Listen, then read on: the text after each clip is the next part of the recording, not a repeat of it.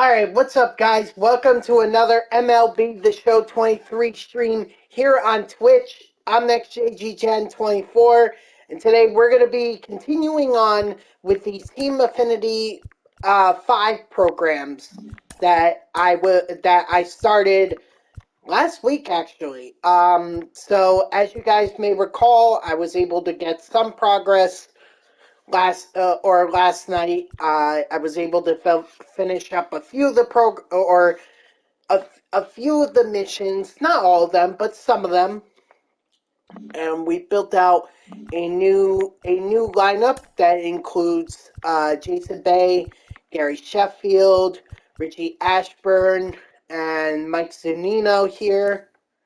Oh, I'm sorry, that's Yasmani Grandal. I'm sorry. I'm getting a little ahead of myself, but we also have some familiar faces like Paul Molitor and Francisco Lindor and Bobby Witt Jr. So we're going to be continuing on. We also added Jamison Teon to our mix as well. So yeah, let's do this. So as you guys may know, the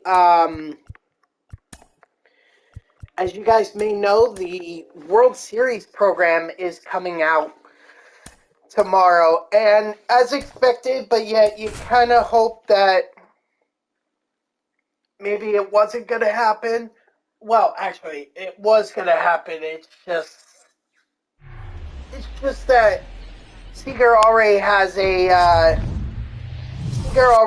a 99 with the core card, so I don't see the point in having the set 5 version. What's up, Popo? How are you? Ugh, I can never get the base hits with Richie Ashburn here. Thank you for the bits. Thank you, 15 bits. I appreciate it. I'm doing all right. Right now I'm just doing some grinding for Team Affinity 5, and I'm going to try and make as much progress as I possibly can, and we'll see how it goes. Oh, not exactly bits here. Oh, another 5 bits. I appreciate that. What difficulty? Well, right now I'm playing on the easiest difficulty because I want to make sure that I get the best stats so I can get the most XP. Mikhail Jones. I'm not really looking for a challenge here. I'm just looking to complete some of the stat missions as well as the XP missions for the Team Affinity. So this, to me, is the easiest way. It may not take the longest, or it may not be the shortest, but it certainly is gonna, it should, for the most part, complete a lot of the missions. Like Jason Bay here, he should be relatively done soon. In fact, that home run may have just put him over the edge. I think he was at 110 XP when I had him, and now that home run. Michael? Oh, I'm sorry. Yes, absolutely. Absolutely. So XP does go up as you play on higher difficulty. So rookie is 1.0, but veteran is 1.1, all-star is 1.2. The thing is, too, that you have to understand is that it averages out with the mode that you're playing in. So right now I'm playing versus CPU, so that's always going to give me a 1.0. So if it were to average out, like let's say I'm playing on All-Star, then I would only get 1.1. Yeah, no problem, Michael. No problem. And I'm sorry that I mispronounced your name. I mean, I can play on a higher difficulty, but if I'm going to play versus CPU, then, I might as well just play on rookie and just get as many stats as I can. Like I said, the captain missions like Richie Ashburn and Brian Roberts, they're total bases, so those don't matter based on XP. Those merely just matter if you get a, those just matter if you get hits. Yeah, I am having a good one so far, you know? It's been quite a day. I finally got some sleep, which is nice. And I'm ready to grind this out, but I really cannot wait for tomorrow when they release the World Series program. What's up, Debringa? How are ya? I got a ball, 1 strike. And for Jameson Teon, well, not just him, but any other. Well, actually, for Jameson, I mean, I usually get like 500 to 600 XP with him, or any pitcher really, per game that I do. That I do with any pitcher. So, so that's why I like to play on rookie, because then in one game I could get someone like Teon done. Your name is David? So I'm Jeff.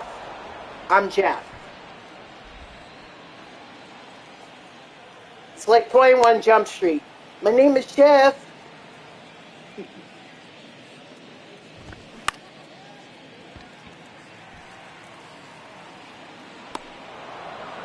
You see that I'm a NASCAR fan? Oh, wow, you're the first one to actually notice. So Jeff, I grew up a Jeff Gordon fan, but since he's been retired, I kind of have three, I have three drivers, one for each manufacturer. So my number one guy is Joey Logano. I've been a fan of his since 2008.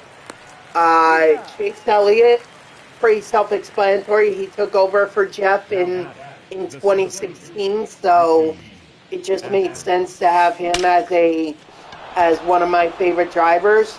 And then finally, my third favorite driver for Toyota is Martin Truex Jr. because I'm from New Jersey.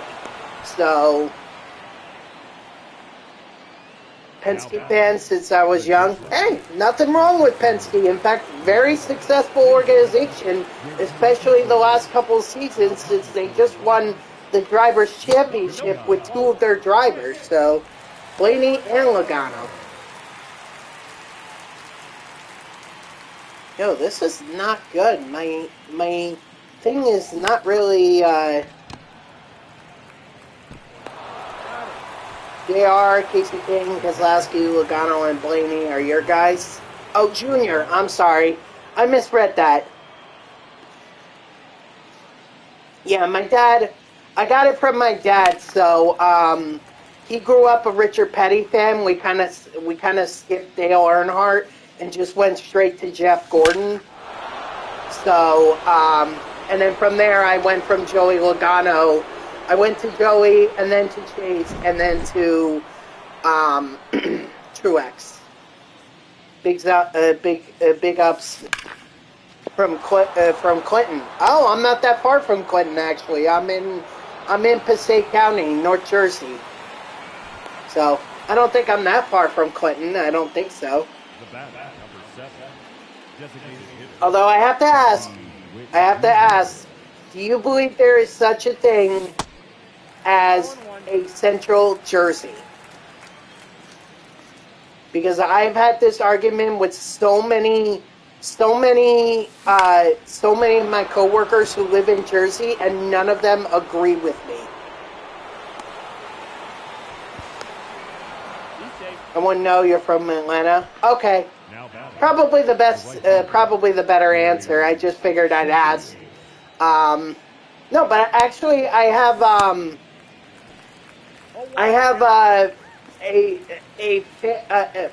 a former friend's family who actually lives down in Dawsonville.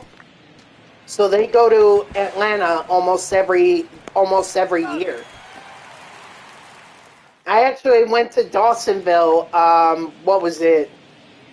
20.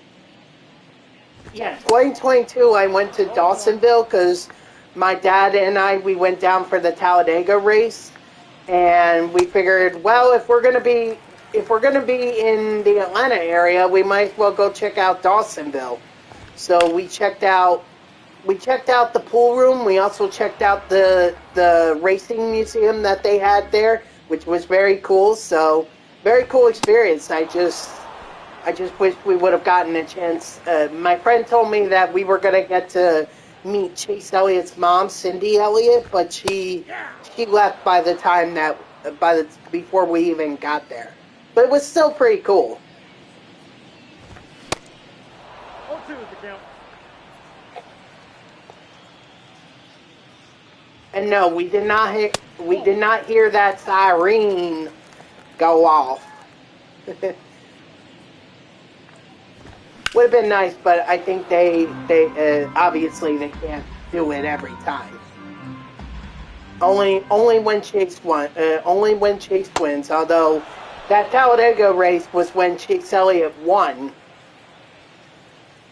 so the siren was definitely going off. But we were obviously already at the track, so there was no way we were hearing it, or we were going to hear it. But still, a very cool experience. We've been pretty much up and down the East Coast when it comes to the NASCAR tracks.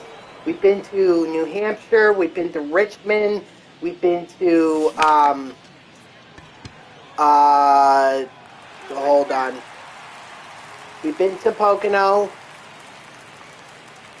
Trying to think who. Charlotte. We've been to Charlotte. And that's it. Okay, so I guess we really haven't been to all the tracks on the East Coast, but we've been to quite a few of them. We actually did visit. That's awesome. I've never been to a race. That's a good list. Oh, cool. Oh yeah, definitely go to a race whenever you have time, or if you can. Some of the tracks that. Oh, well, I also mentioned Talladega too. Anyway, some of the tracks that we're talking about going to, you were almost able to go to Texas Speedway. I mean, it's not a bad track. I just feel like you're not going to watch a lot of passing. It's going to be a lot of like single file racing where no one's really going to pass. It's just going to be able to, me personally, I prefer to go to a track where there might be a lot of passing, like Atlanta or Talladega. Exactly, it's not the most entertaining track. Well, I mean, the other part for me too is just what kind of experience can I get outside of the track? What kind of fun could I have with all the vendors that are outside the track on the front stretch? I'm not talking about the free stuff. Like at Talladega, I did some axe throwing that was really, it really wasn't a whole lot, but it was fun. Something small to be able to just have a good time doing. There was also the NASCAR video games that you got to play, including on iRacing. So, I just look for an overall great experience. The racing is part of it, but I don't think it's the ultimate sell factor.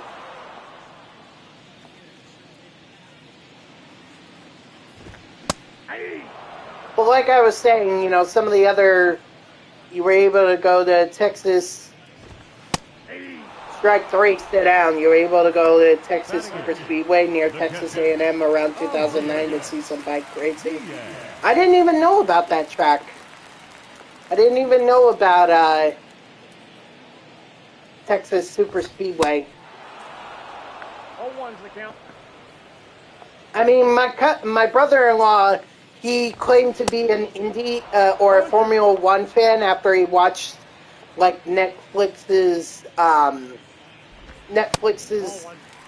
show on it, So he claimed to be a Formula One fan, and the one thing that he wanted to do was go to the Circuit of the Americas. Like that's ultimately what he wanted to do. I don't know if he's still interested, but me neither. Apparently NASCAR ran it a little bit in the early 80s, and early 90s and 80s. I think not much. Just got demolished. Ah, that's sad. Coda is a dream. It certainly is. But I feel like it's too big of a track, like for NASCAR. I think for Formula One it's perfect, but for NASCAR itself, I'm personally not a fan. I'd rather see them race on the Daytona road course. Oh, that's another track that I've been to. Daytona International Speedway and Homestead, Miami. I've been to those tracks. And yes, the Daytona, it was for both races, although I more often than not go to the Daytona 500 because it actually ends up falling on my birthday. Or around my birthday. Like literally the weekend of, usually that happens, so it's kind of like a trip that me and my dad take every year to be able to go. And in fact, it is going to fall on my birthday this coming season, so I'm very excited about that. I'm sorry about the bad quality, guys, in terms of the stream, because I'm looking at it right now, and it's just horrible. I can see it. It's buffering. I'm wondering if the bit rate is struggling here. So I gotta look into this problem. Hopefully I'm even still streaming, you know? Because that's an issue I've ran into in the past where I actually... I thought I was streaming, but it turns out I never was. Or it stopped in the middle of it, and, you know, I didn't realize it for a while. I'm on mobile, seems fine for the most part. Okay, I'm looking at it on my laptop, and like the quality is absolutely horrendous, and there's quite a delay. Like I'm talking more than the usual delay. Like strike 3, sit down. I just got it right there, but it probably took like 5 seconds for it to actually happen. I mean, the delay is normal, but usually it's never this low. What's up, Landon? How are you? And then now I'm getting quite a bit of buffering here. You know what? Let me go to my stream manager and let's find out what the problem is. Maybe the bit rate is the problem, or maybe it's just the internet.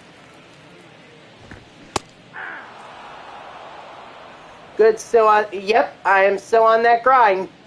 I'm still on it, and I'm not going to be off of it until probably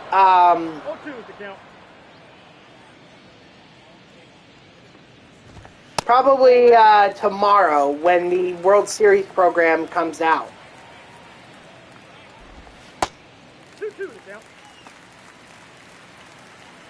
Yes, I do have Pete Alonso. I do have Pete. I'm just not using him yet because I'm trying to grind Team Affinity, and Freddie Freeman right now is better suited for that need than Pete Alonso right now, as is Bobby Witt Jr.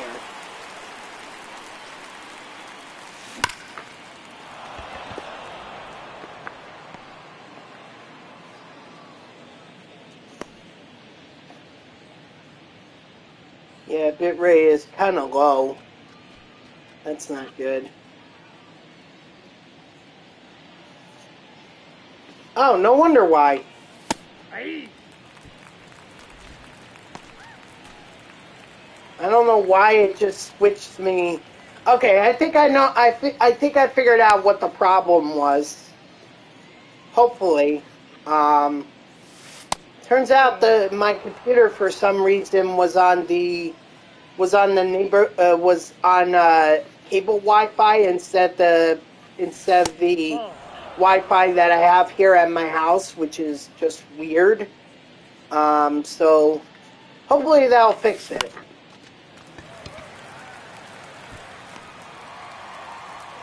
And by the way, Michael Jones, thank you for the follow. I appreciate it. I'm sorry if I didn't shout you out earlier, but thank you. I appreciate you following.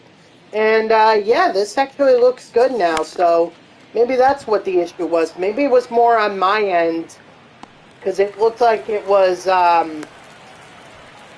It just looked horrible from what I was seeing, but maybe that was just because I was on a bad Wi-Fi. Ball, that's low.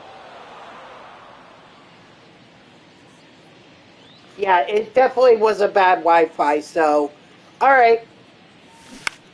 I'm glad that it was a me issue and not a Twitch issue or anything like that, because that certainly would have made things a bit harder. Hey.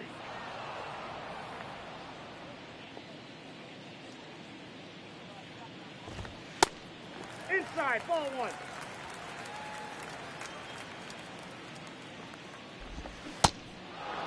One ball, two strikes.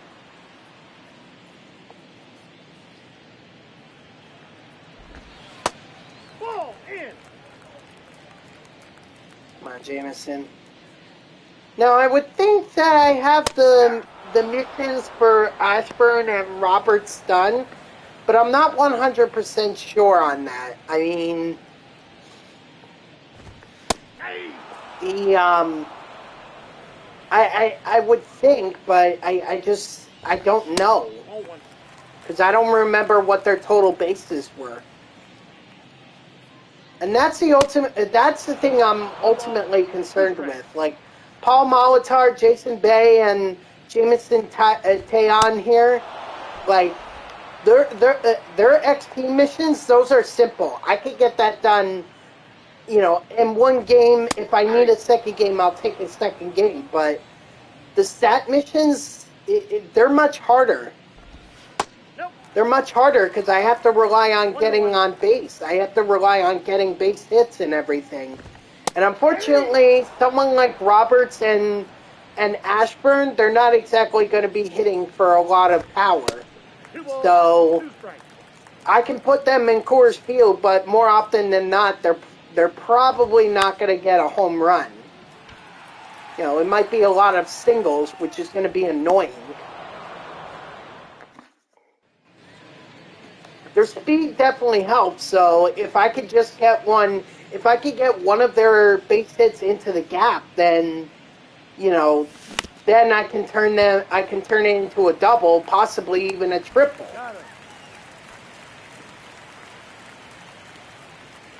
But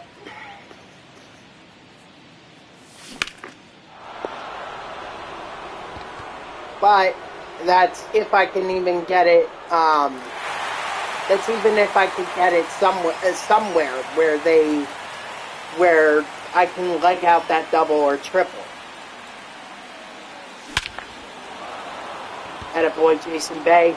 I mean, I figured his mission was already done, but I think that will just about confirm it, considering that he's got two home runs in this game. And that's the thing, guys. Like, that's why I like playing at Coors Field on Rookie, because I can get these doubles, these triples, and something like a triple can get, or a home run can get you 40 XP. 40 XP. That's a lot. And if you do enough of those, like if you get 3 home runs, that'll put you at 120 XP right there. That's why I like to play at Coors Field on Rookie. I can easily get those XP missions done.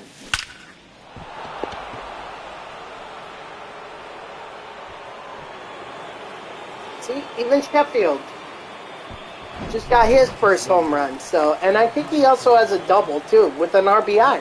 And that's the other thing too, RBIs. RBIs very much help here.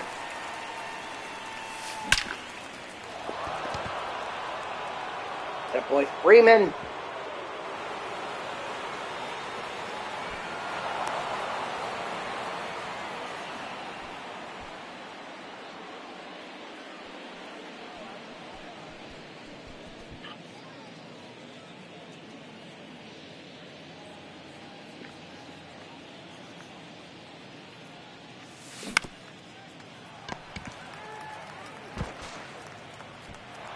Okay, well, I'm clearly not going to get a base hit with Molitar there.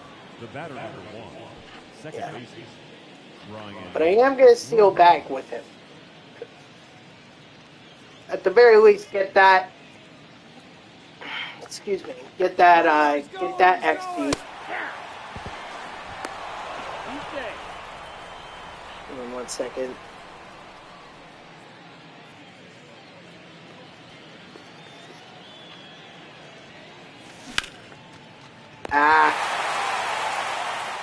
I don't know why, but I can't hit with Brian Roberts. It's very frustrating.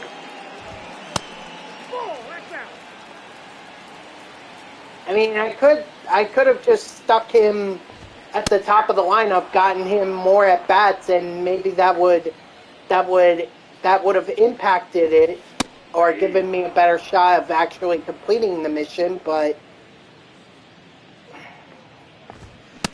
so many good cards that I can put at the top of the lineup. And Ashburn, like, I'm willing, or not Ashburn, but Roberts and Ashburn, I'm willing to be patient for.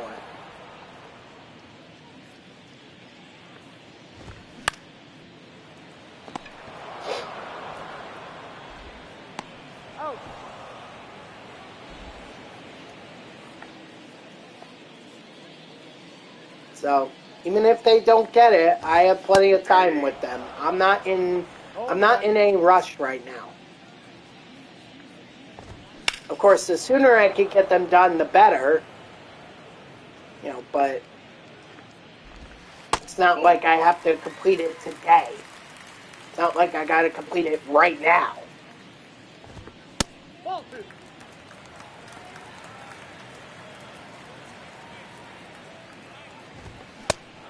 Strike 3, sit down.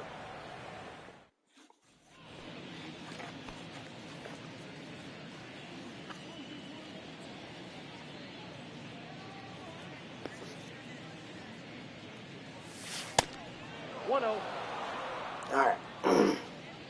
But anyway, like I was saying earlier about the World Series program, you know, I can't say that I'm surprised that Corey Seager got the 99. I mean, that was going to be expected. It's just that we already have a 99 with him. That's part of the core collection. So exactly how is this 99 different from that core collection? The core collection, the good thing about it is you can play it and it could count across the board for all team affinities. So even if you don't have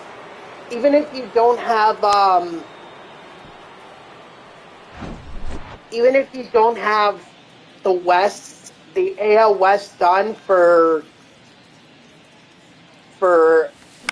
your team affinities, you know, you could use someone like Seager. And Seager would count across all of them, regardless of which ones you never completed.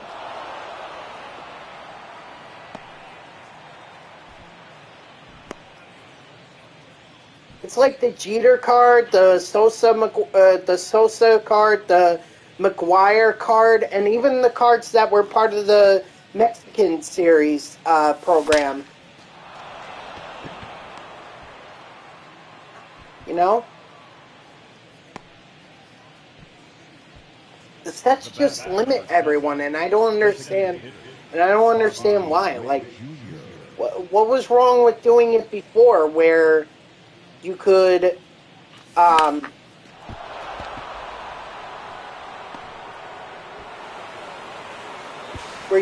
play your cards year round? Like, I like the idea I like the idea of having new content every couple months or whatever, but I don't think you should be limiting. I don't think you should be limiting it based on sets. You should just try to pump out content. That's all. That's all we ask for as MLB The Show players. We just ask for new content. We don't ask for limitations, just new content.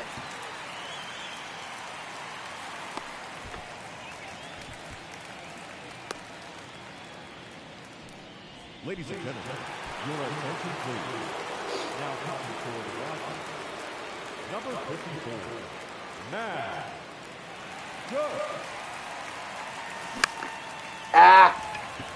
Dang it. Dang it, dang it, dang it. Bad opportunity missed there. Now maybe I don't need the XP with Freddie Freeman. After all, he's got a home run here, and he's gotten like a double, I believe, or a single with a few RBIs. Not to mention the at-bats count for him as well. Like, that's the other thing I think people forget is even if you don't get a hit with your player, you still get XP. So it's very much worth your time to do some play versus CPU. Even if you're not getting those base hits like you want, those home runs and those triples and everything, that could help boost the player's XP. You're still earning XP.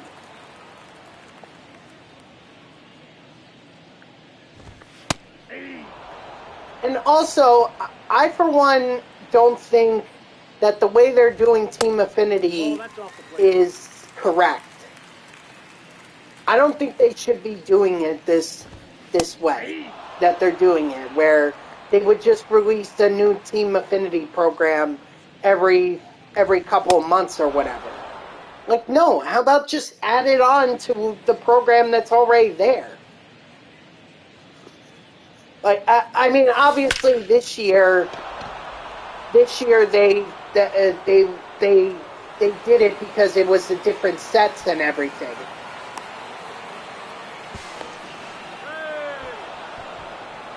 But I mean, in the past, like in MLB The Show 20, what they would do is they would actually add on to the Team Affinity program. So you can earn those cards early on, those 90 overall cards or whatever they were. And then as you went on, you would get those 99s eventually. It wouldn't, and it wasn't based off of sets. It was just merely play the game. Attaboy, Richie.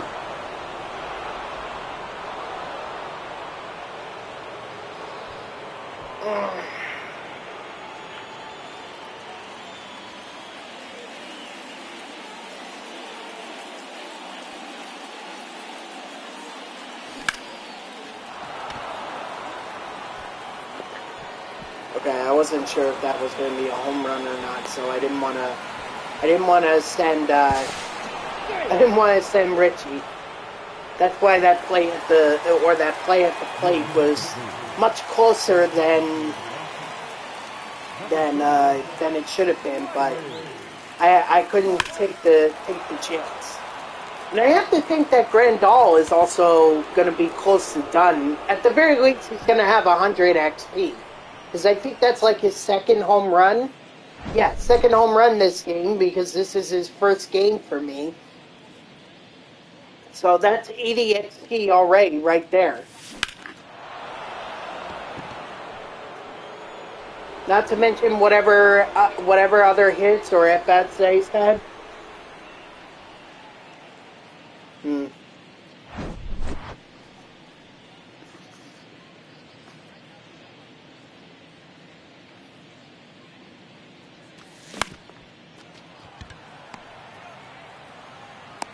He's out. Your attention, please. Sorry, it's just I was looking at a notification from ESPN. They're telling me Cam Thomas from the Brooklyn Nets is going to be out for 2 weeks, and it's like blah blah blah. Who really cares? Or I don't really care. Excuse me.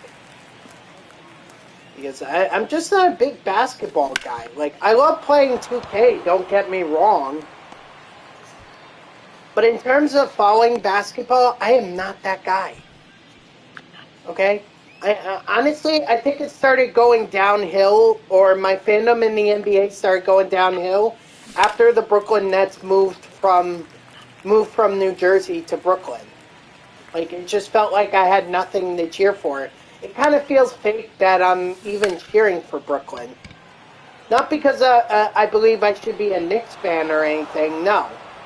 But rather, just the Nets no longer feel like my team. They just feel like the Nets. That's all. Not the same team that I grew up watching. Like, I grew up watching Jason Kidd and Richard Jefferson and Nenad Kristich, although he wasn't a legend. And then they had Vince Carter on that team.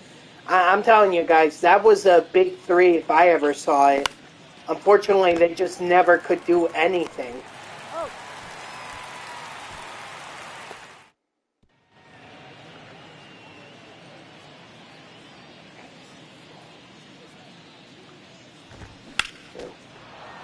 I mean, don't get me wrong. If I had the chance to move them back to New Jersey, I would.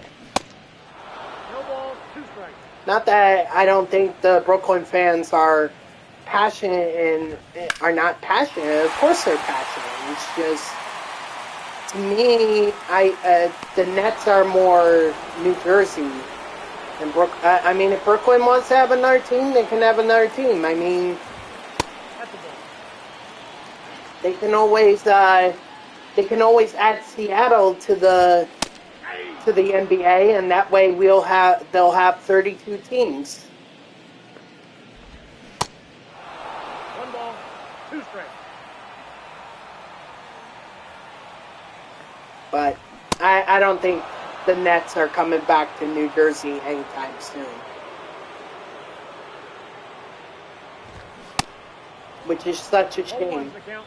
Because right now all New Jersey has to root for in terms of professional sports is the New Jersey Devils. And that is Ball. 1 ball, 2 strikes. that is rather frustrating. 3. You know, I mean, we have the Giants and the Jets playing in New Jersey, yet they're called New York.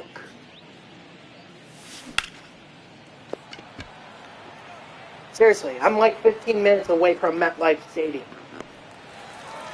and yet none of them call themselves, and neither one calls them New Jersey. I understand why.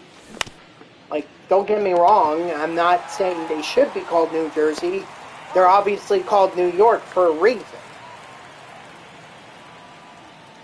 I'm just saying, like, right now, New Jersey, at least when they had the Nets, it was 2 professional teams, in the Nets and the Devils. Now it's just the Devils. So, that's why I don't feel like I can root for Brooklyn. I mean, don't get me wrong, I'll still be a fan. I won't be, I don't even consider myself a casual fan. I'll just dip in every now and then just to check in on what's going on. He's out.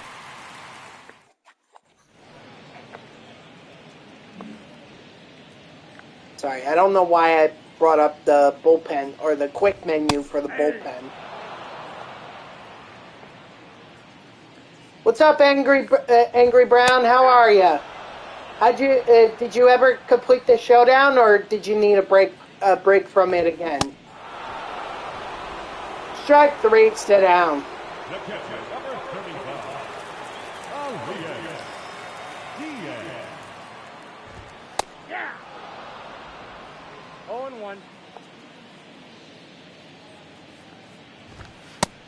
Ball that's outside.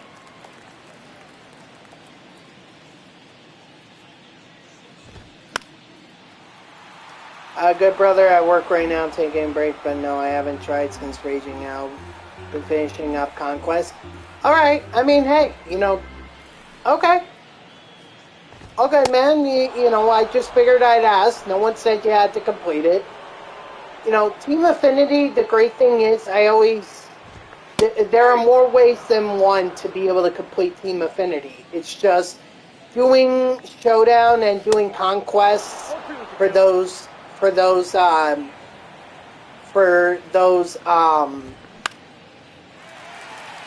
no, we lost the no-hitter. We lost the perfect game. Alan Trejo, you are a son of a gun. Oh well. It's just that the Showdown and the Conquest for those Team Affinities definitely make things easier for sure. But hey, if you need to take a break, no problem with that. No problem at all. Good thing my XP does not include getting a perfect game or a no-hitter or whatever, because I'd be so mad if I was Jameson Teon right now.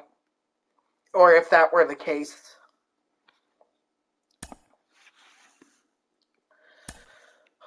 Alright, so Teon is done. Bay should be done. Ooh, we got a trick voucher. I think I'm trying too hard. Gotta be one of those guys where I don't think too much. Exactly. It's all about patience. I know you're probably tired of me saying it, but it really is important. It's all about patience. What's up, O-Town? How are ya? Alright, so we've got NL Central, NL East, and AL East. So that means I definitely did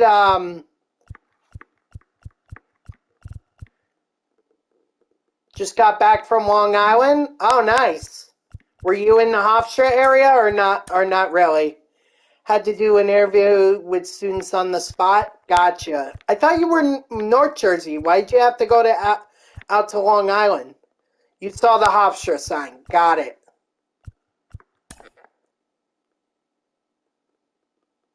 Alright, so which missions did I end up completing? Bay, yes. Just Bay? Or Roberts too, that's right. Okay, so Roberts and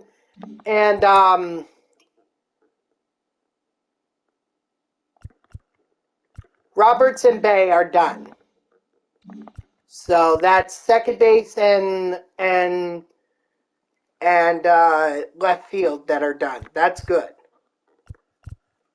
Oh, actually, before I continue on, let me go into the trick program and let me exchange that. Oh, I have 2 vouchers. Okay.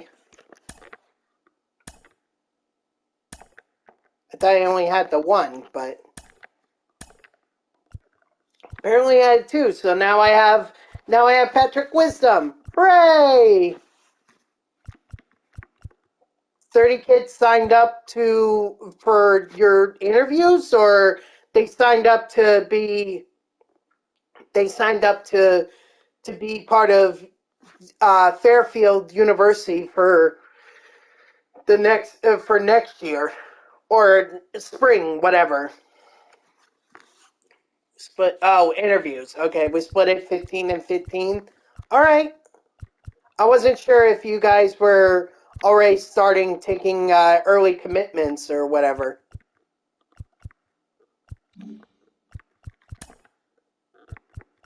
I feel like I'm going to have to do Conquest in order to get the treat program done. Trick, it seems like it's more likely to get, you can do it through Play versus CPU. But like I said, I've never had any interest in, I've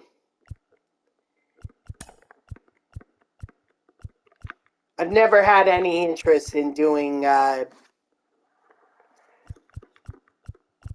in doing those programs and completing them. Those would just be just cause. Let's see. So Teon and Maltar are done. That's what I figured.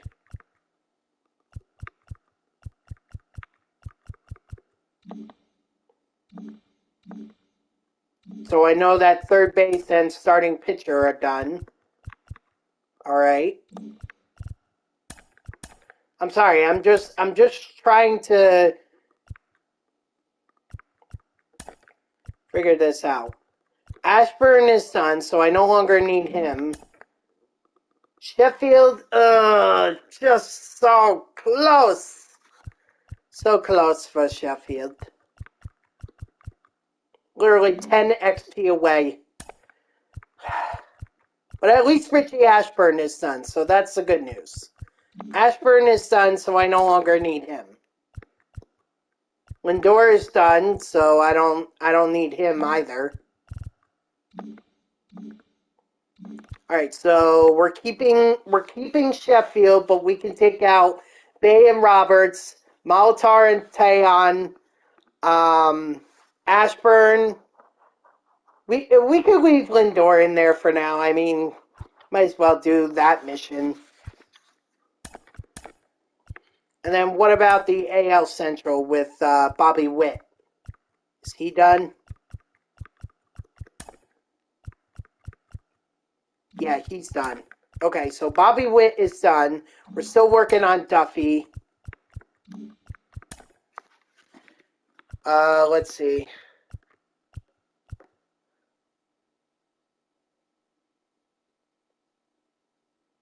Sorry. A bit of an itch in my eye. I'm just trying to figure out, like, what are we doing here in terms of missions, you know? Ow. Crap.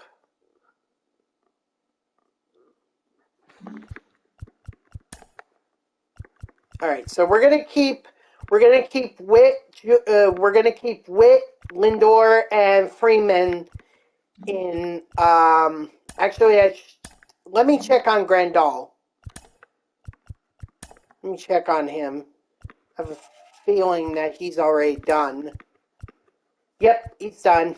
That's what I thought. Okay, so Grandal is done.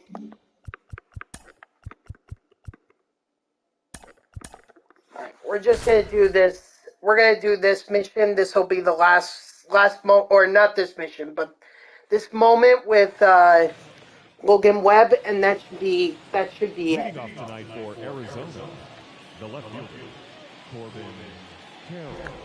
Hey!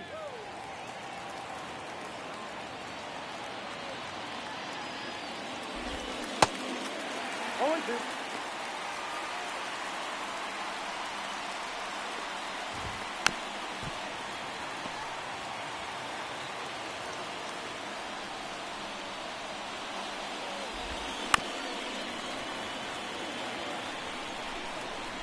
Come on, Webb. Of course, Corbin Carroll is going to be the giant pain in the butt.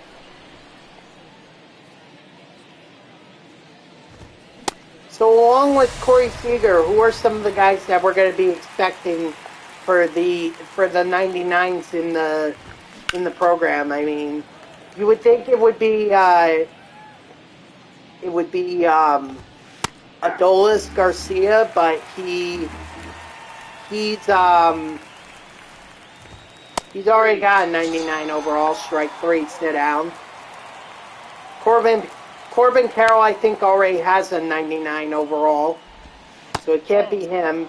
I think I've heard that Ketel Marte might get one. I honestly wouldn't be surprised if Christian Walker got one.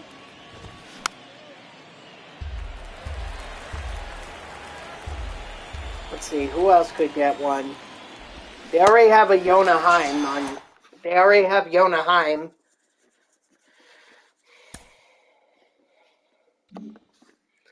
All right, there are no more moments for me to do for for NL West. So,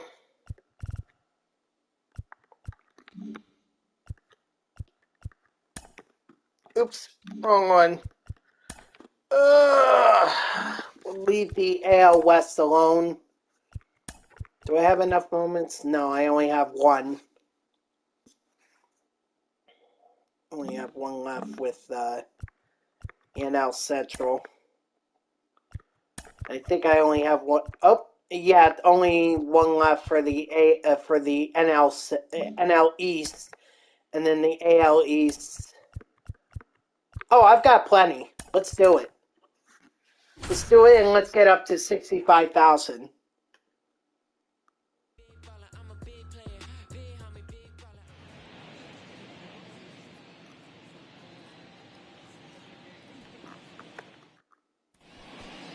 Batting fourth, the third baseman, Rafael Devlin.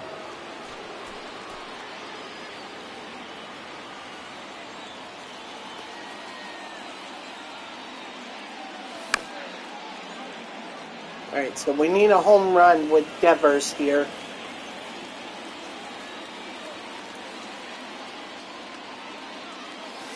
That's a ball. But of course they're going to throw Garrett Cole against me. Outside, that's a ball.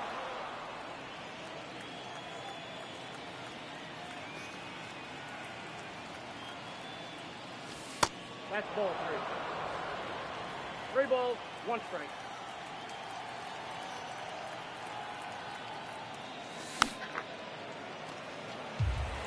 Alright, work that full count.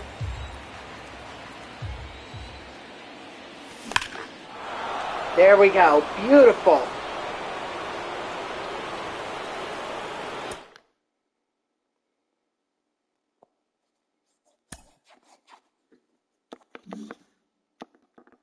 Now let's do another moment.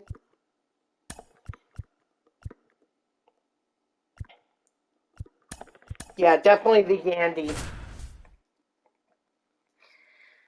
Yandy moment, because that's 2 hits, including an extra base hit, and that could easily be done. Whew. Leading off the afternoon for Tampa Bay, the first baseman, Yandy Diaz.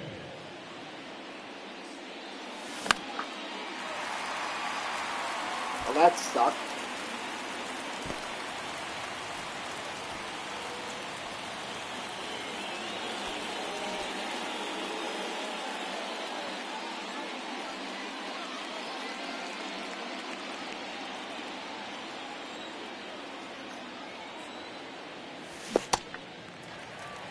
You're balled, 1 strike.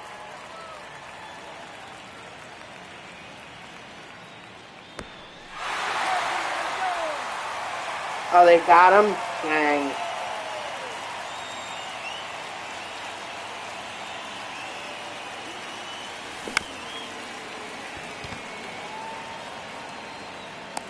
Got it.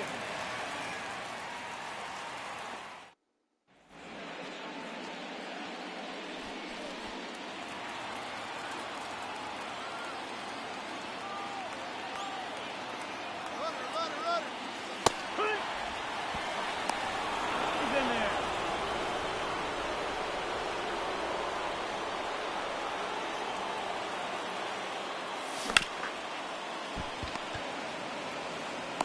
Got it. Man, I can't hit with this Diaz card. I better restart.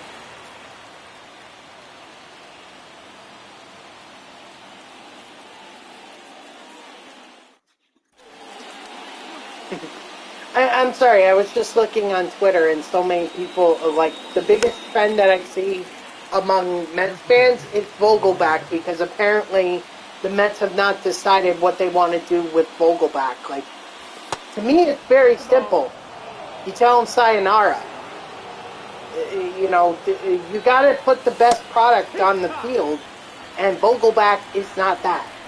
Now, maybe he can still be good with another team, or he could be like good in the minors, but he's not going to be good on the Mets. So it's It's like cut your losses and move on from him. Besides, this is a new regime.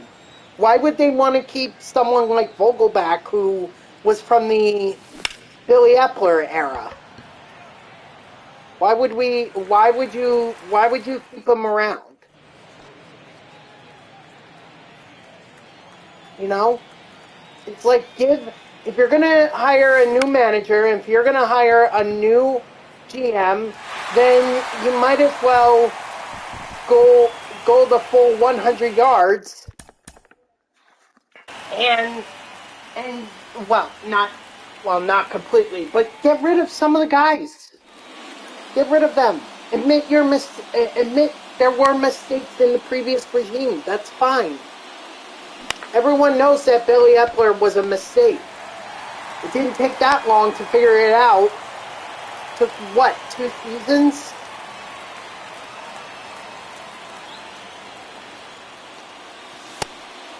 No, that missed. That's the ball.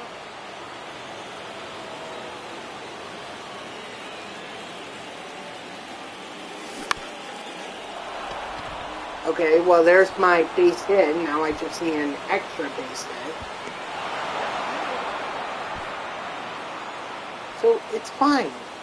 It's fine to admit there were mistakes. That's why the Mets got rid of Scherzer. That's why the Mets got rid of Verlander. Right? There were mistakes. But the worst thing that you could do is allow those mistakes to continue on. I.e. Daniel Vogelback. I wanted him to do well on the Mets, but he's not doing well. So get him off. It's like an old Band-Aid. Just rip it off. He'll sting, but I'm sure Vogelback will be back on some roster, but let it be another team's problem. Why should it be the Mets?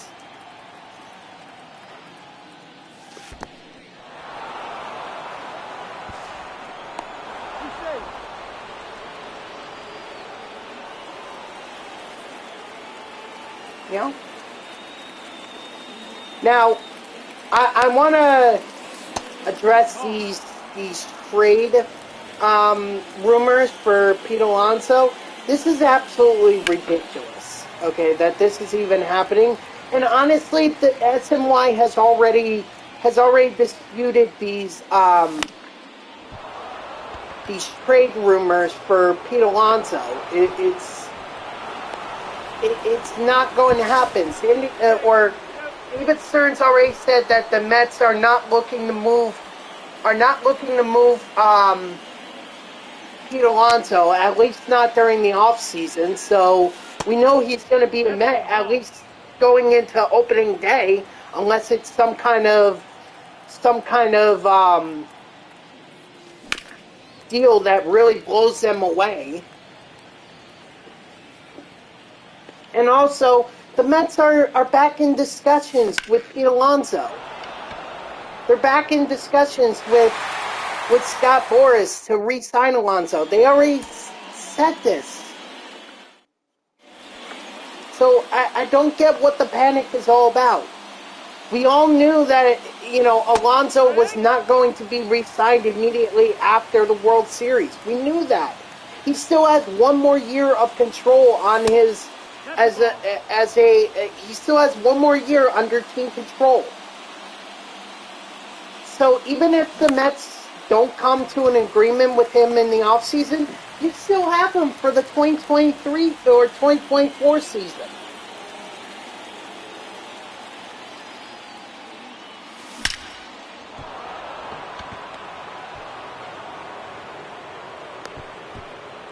So there's no need to panic. There's plenty of time during the season, before the season starts, throughout the off season, to come to an agreement. There's plenty of time. So I'm telling Met fans, do not panic and do not buy any sort of crap on social media that suggests that Pete Alonso is being traded. All right, because that's not happening right now. David Stern's already said that he's going to be on the 2024 opening day roster. You know, they're not looking to move Alonso, and they're already back in discussions with him. So, Met fans need to calm down. The Mets will do everything they can to bring Alonso back. They will. Alright? And if it happens, great. If not, we still got 2024 to think about it. I'm sure Pete Alonso wants something similar to what happened to Aaron Judge, which is go on an amazing run and have an MVP caliber season. 1-1. That's fair. But good luck on the Mets roster, because as it stands right now, the Mets are not winning. So the Mets need to bolster their roster before they can even think about winning.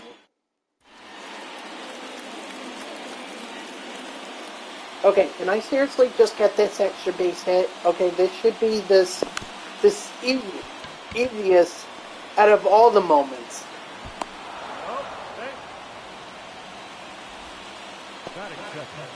The catcher.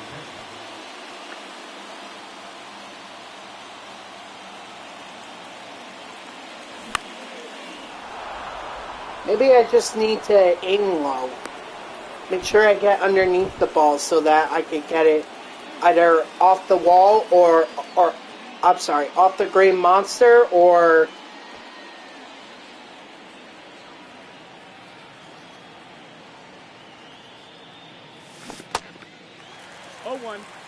you know, just start aiming for the fence.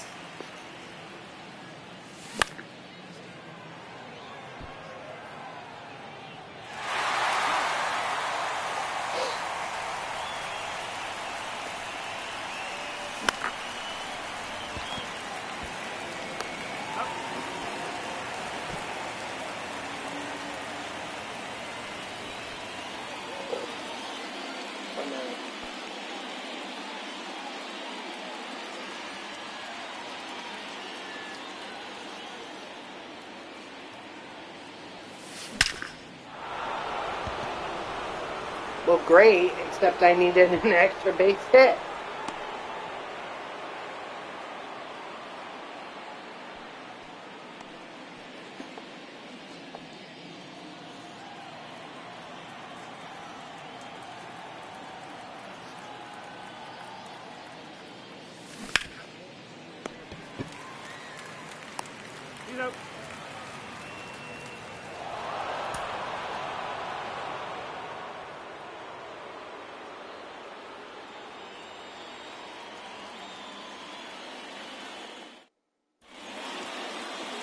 Leading off the afternoon for Tampa Bay, the first baseman, Yandy Diaz.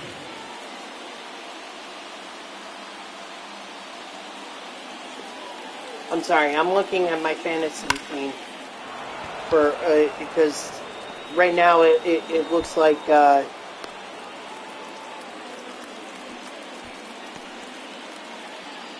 right now I'm projected to lose. I mean, anything can happen. Anything can happen on Sunday or Thursday or whatever, you know, or Monday. But I'm just like I'm trying to figure out like where I can have an advantage.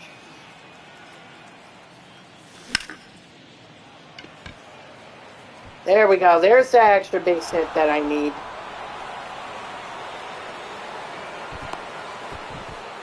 Alright, so we finally have this done. Thank goodness.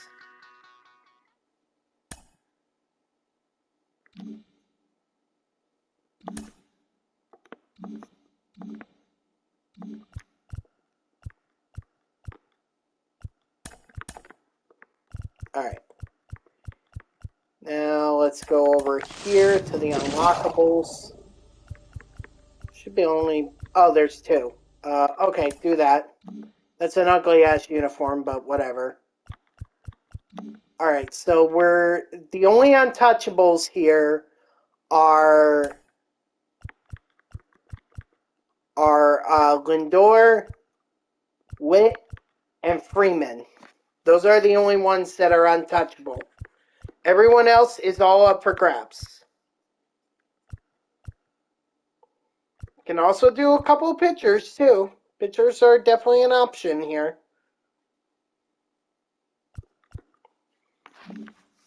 So let's see.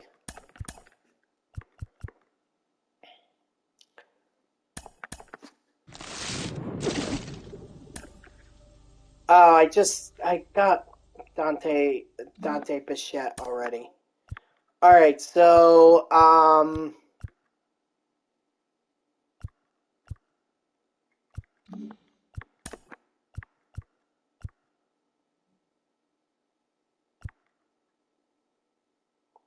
I can do Nolan Gorman for the NL Central and have his thing. We could do David Justice for that.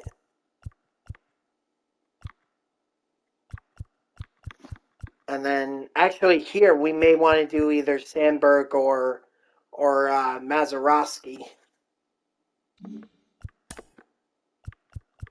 Here we'll definitely do Sean Murphy.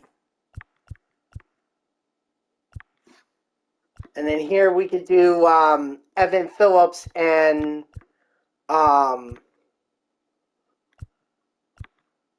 maybe we'll do Merrill Kelly.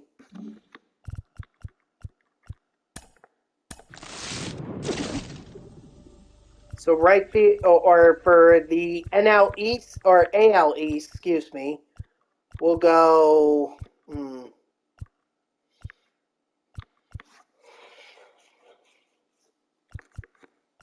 Let's go Devers. Put him at third.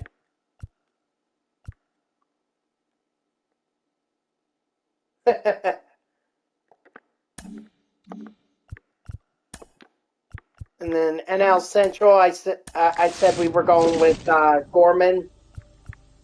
So we're going to go with Gorman.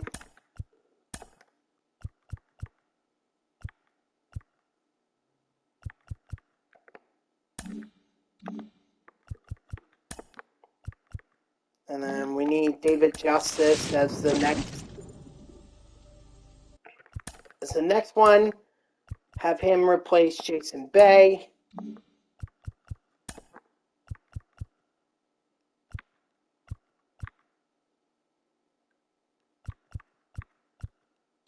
I mean, do I have Freddie Peralta? Oh, I do. All right, so it's either got to be Sandberg or Mazeroski. Sandberg. We'll go Sandberg.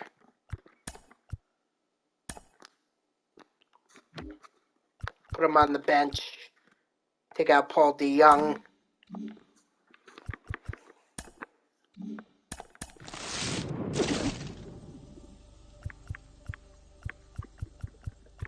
And then we'll also go with Sean Murphy.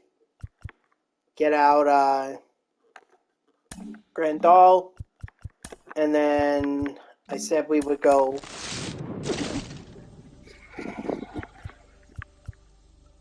Let's go Evan Phillips. Replace his replace his replace him with him. Funny how that works out. And then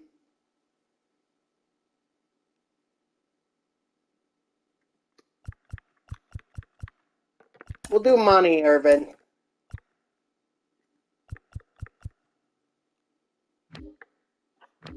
It's a secondary position for him, so. Alright, I guess that'll work. There we go. Now we have our lineup.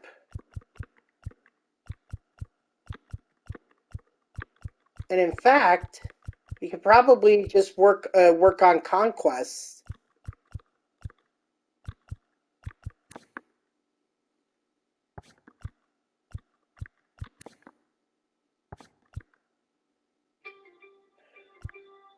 Oh, what is this? Oh. Nothing important. Dang, I should have gotten a center fielder. Let's see. Is there anyone from set 5? Nope.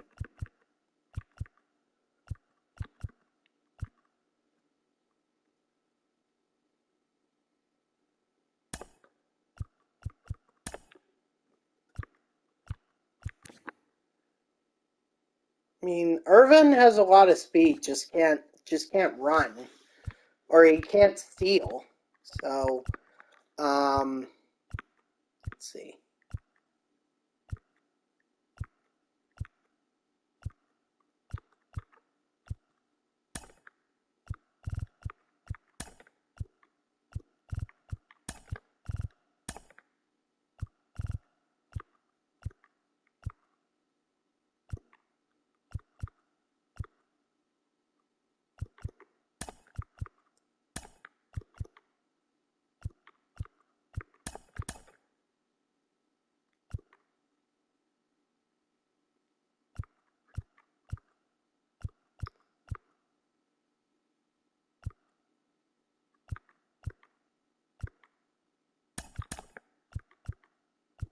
Okay, I think this will work right here.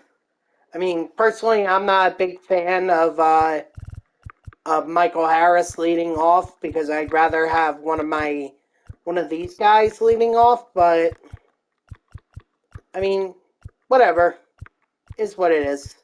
All right, let's do a couple of conquest games so that I can get some, so I can get the XP with the relief pitchers. I won't get the stat missions with the captains that I just added, or I won't get any. I probably won't get too many total bases with the captains that I added.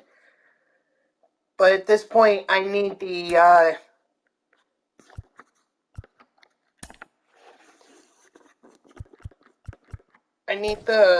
the pitchers to do the relief pitchers to do their thing.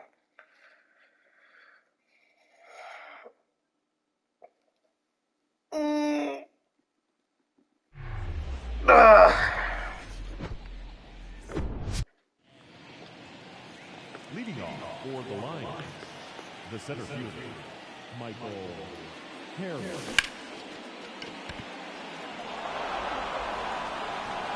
Attaboy, Harris.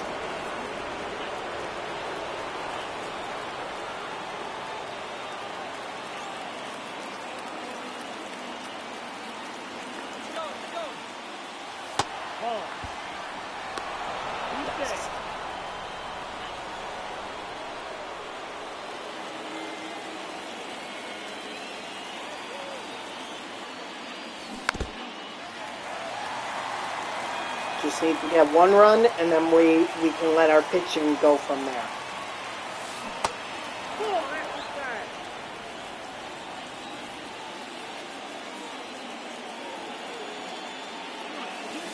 Ball 3.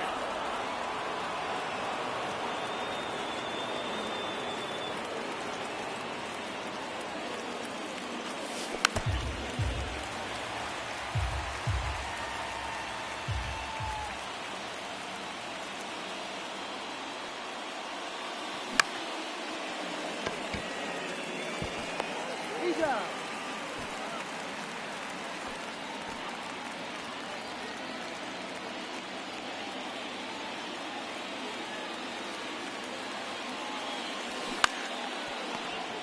Nope. Nope. Dang it!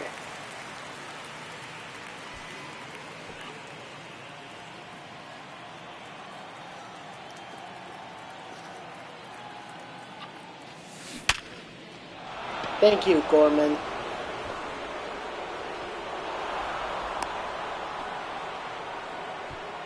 That hit. The designated hitter, Bobby Witt Jr.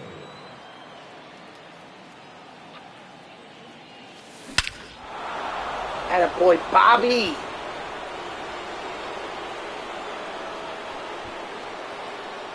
Alright, well, now I don't even need to, I can't hit another home run because otherwise it's not going to be. Otherwise, the save opportunity is completely out of the question. Hold on.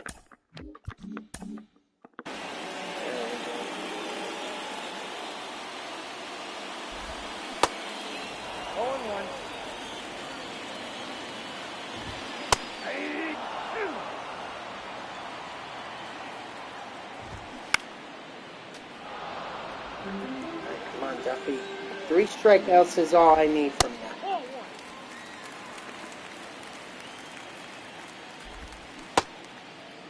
Did he go? Ah, yes, sir! I didn't think they were going to call him on that, but they did. Very nice. 1 down, 2 to go. Whoa, that's down. That's ball 2.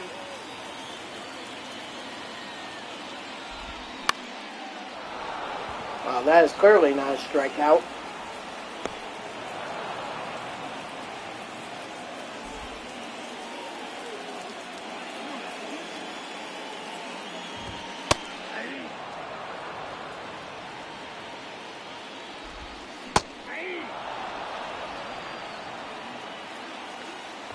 I mean, if I could get close, like if I could get another strikeout, I may just keep Duffy in there for one more. Nope, forget it. Forget I even said anything. We'll just try again with Duffy, that's all. Alright, so we're going to set up Gallegos. We'll also get Hanky up and or we'll get Hanky some appearances at some point because I need to get some XP with him too. Right now, all I'm doing is I'm just contact swinging. If I don't get the base hit, so what? I'm not trying to score runs here. I'm trying to keep the save intact so that I can bring in my relievers.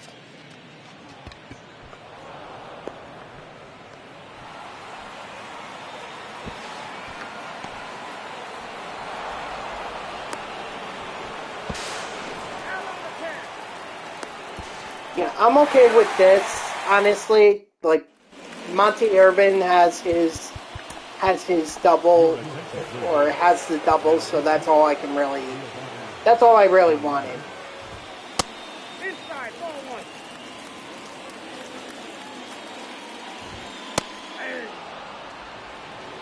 One and 1. 1 ball, 2 strikes. I don't know what Gallegos is, what his missions are. I'm assuming it's strikeouts, but I'm not 100% sure. And of course, William Contreras has to have a freaking discipline like crazy.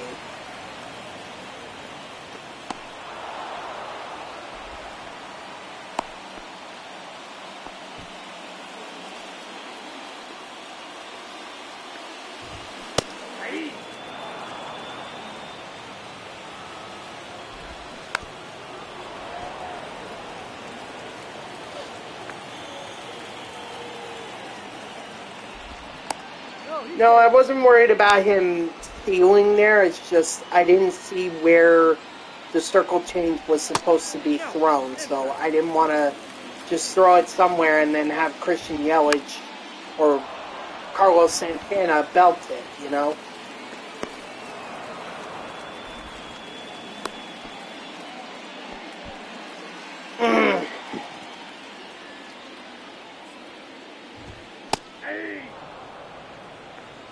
Ball 1's the count. Outside, that's the ball. 1 ball, 2 strikes. 3. Strike 3, sit down. Your attention, please. Now pitching for the Blues. Alright, let's do who can we do here? Let's do Class A. Let's do Class A. I know he needs saves.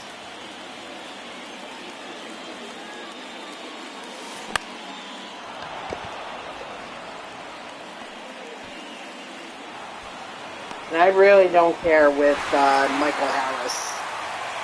I really don't.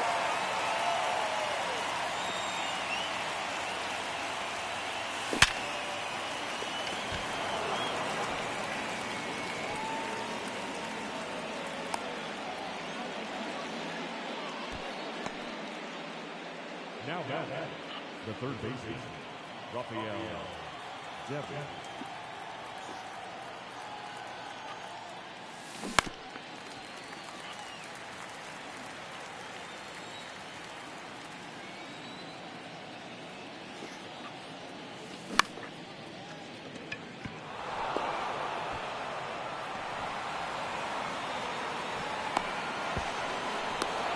It's fine. You completed Team Affinity 5 today and hacking away at VR to get Hadley? Nice! Good for you, Debringa. How are people finishing this up so much quicker than I am? Like, I don't understand that. I mean, I know I don't spend a lot of time... I don't spend all day on MLB The Show, but... I mean... Everyone's just getting this done a hell of a lot quicker than I am, and granted, I play 3 hours. Yeah, but I play 3 hours a day. How is that not enough? To me, it seems like it's more than enough. Maybe I'm not doing this right. I don't know. I did the showdown. I did the conquest map. I'm doing all the missions. I'm just not understanding.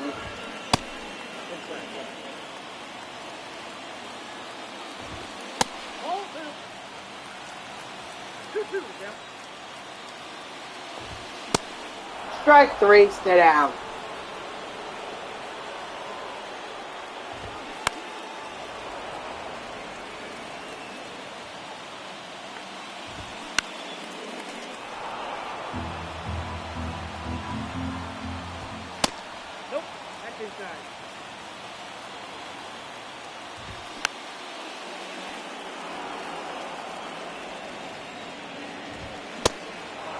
Strike 3, sit down. Come on, one more out, and we've got the save. Got him. Got him.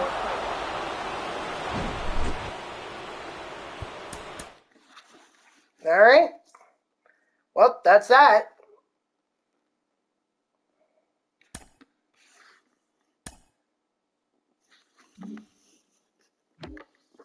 So let's see. Yep, saves with Class A. Got 25 XP with Devers.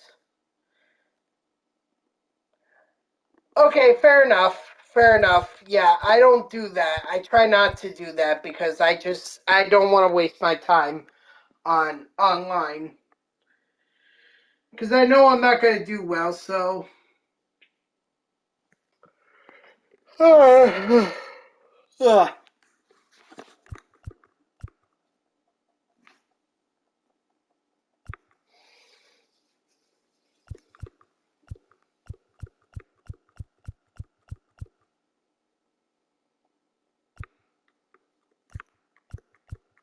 Alright, so we're just going to keep going with Gallegos, Duffy, Gallegos, and Class A.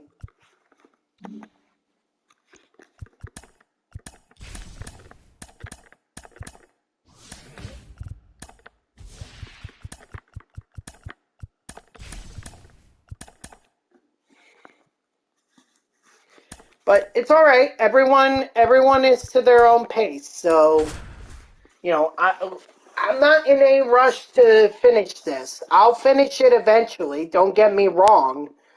I'm not in any rush right now. I'm doing this at my own pace so everyone can see what my process is like. It's a slow process, but it's a process nonetheless. And why am I still contact swinging?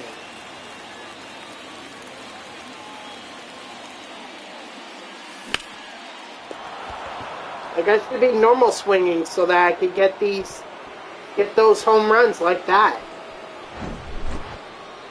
I mean, Lindor is already done, so it's not like I need to finish him up. He's already done. That's a ball.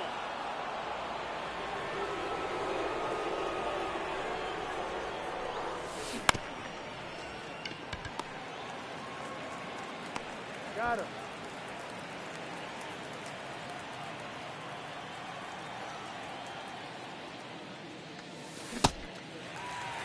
All one's the count.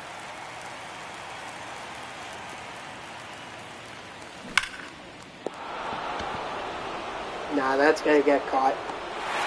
Alright, well, 1 run is still a lead.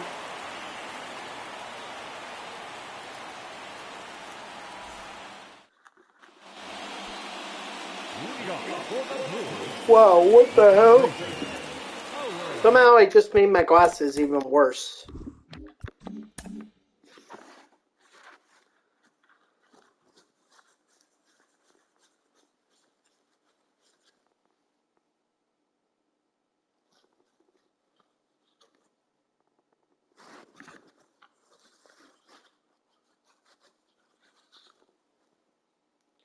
There we go, much better. I don't know what the hell that was all about, but...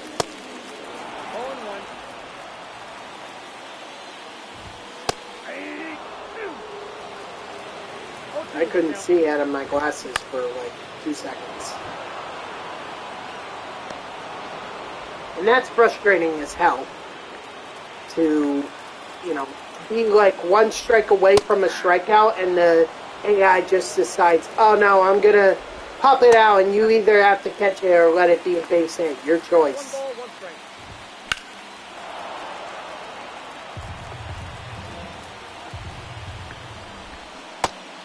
Strike 3, sit down. Alright, so if I don't get the strikeout here with Duffy, then I'm going to have him do 1 more inning where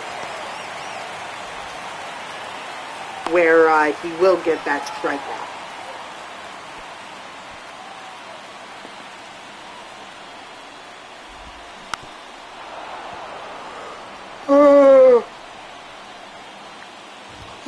Excuse me.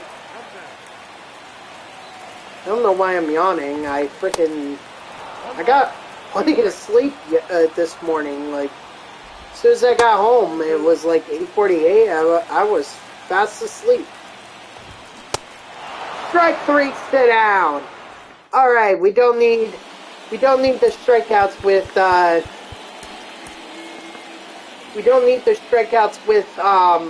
Duffy anymore. That's good.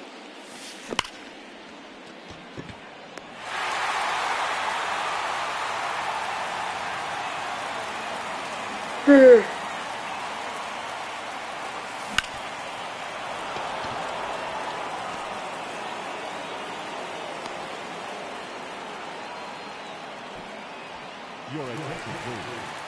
Now pitching for the Blues. Number 46. Ugh.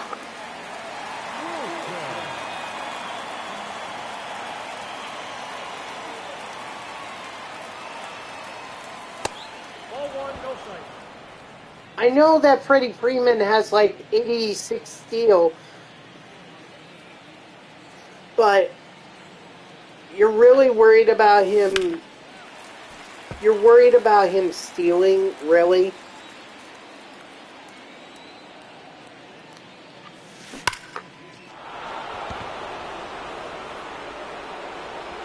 Let's go, Sean Murphy.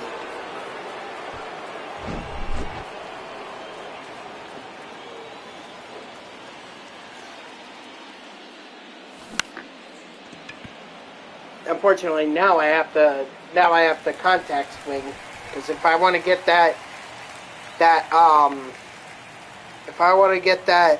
save with Class A,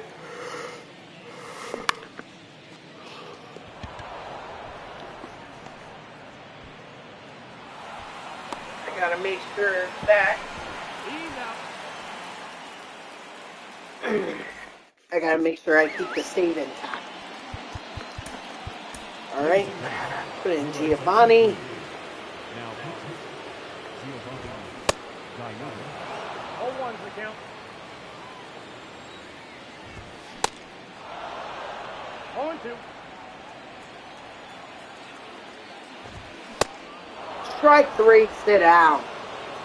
Beautiful.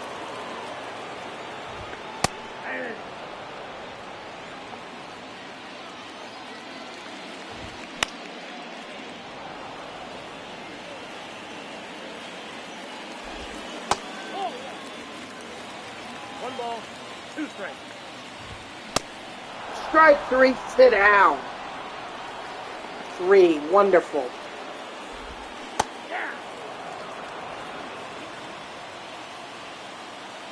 I mean 3 total for Giovanni, not in this game 3, although he can make it 3 right here. Ball. 1 ball, 2 strikes. Strike 3, sit down. That's 4 for Giovanni. Now I can hold on.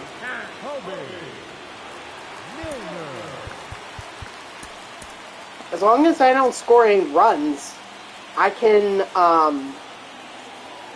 have Gallegos get the 4th strikeout of the game, and then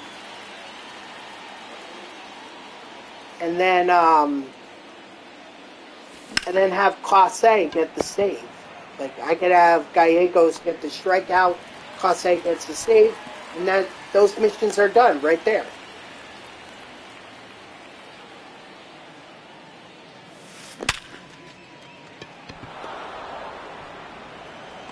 Whatever.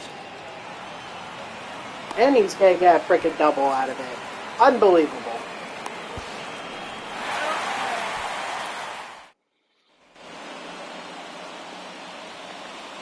Come on, Gallegos. I know you have another. If Gallegos does not get the strikeout before the second or before the 3rd out, then I'll sub him out and put in Class A.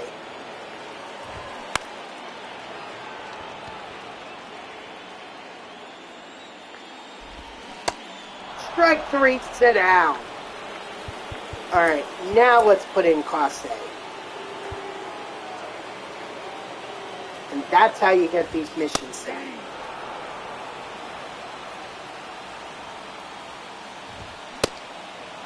No ball, 2 strikes. Strike 3, sit down.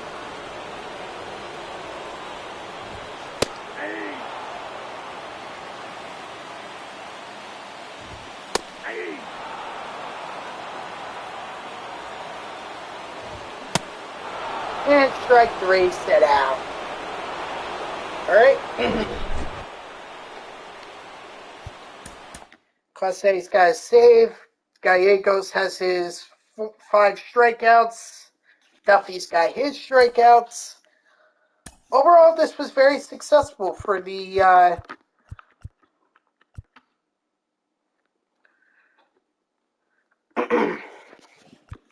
this was very successful for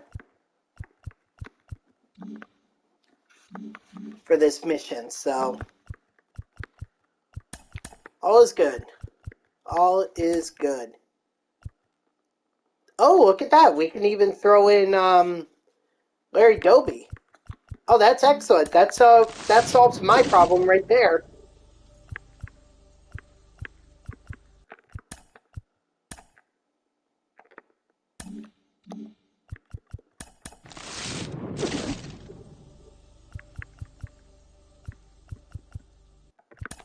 Right. We'll do the twins' ugly-ass baby blue uniforms.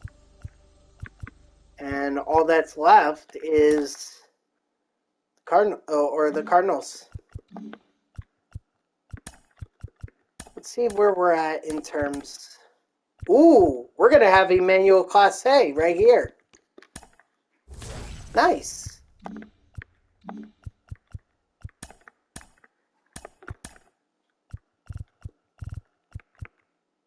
And we're gonna have Tanner Scott too. That's awesome.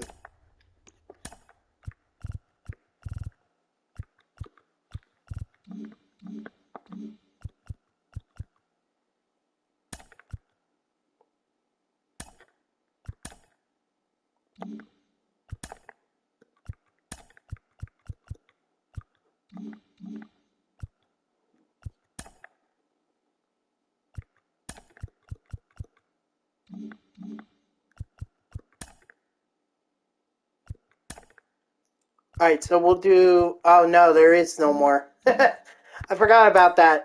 Nope. Not available. That stinks. We still have 3 more that we could do here, and that would be 4,500, so that would get me to the captain here. And heck, if we...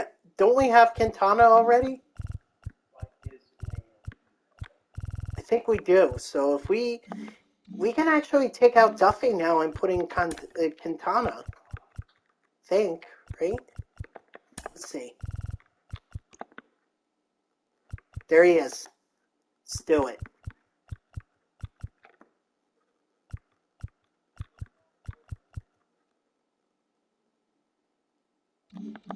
Are we done with Freddie Peralta? Seems like we should be. Let's see. Yeah, Peralta's done, so we don't need him.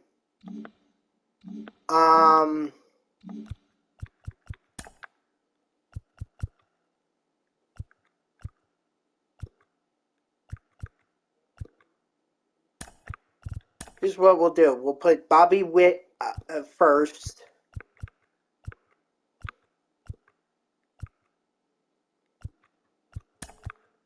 Oops. Do that.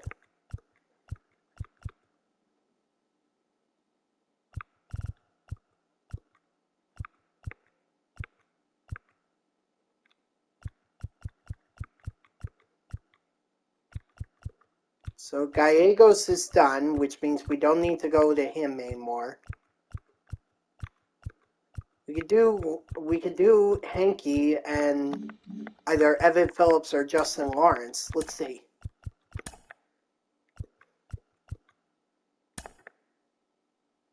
Oh, Lawrence is already done, so we don't need Lawrence.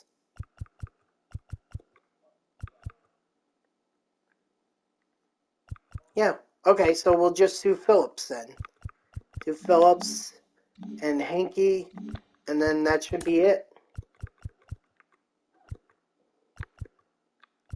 Right? Yeah. Okay. All right. I just wanted to make sure I had all my ducks in a row.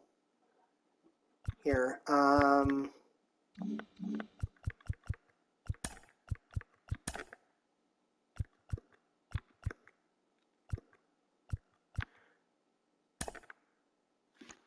I mean, of course, I could just get the strikeouts with Quintana or Glasnow or any of the other pitchers that I have.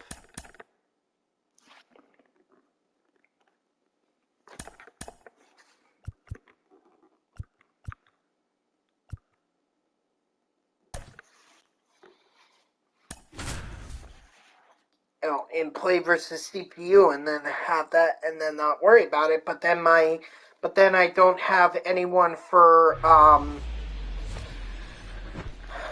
don't have anyone. I can't get the saves with relief pitchers, so I got to bear that in mind.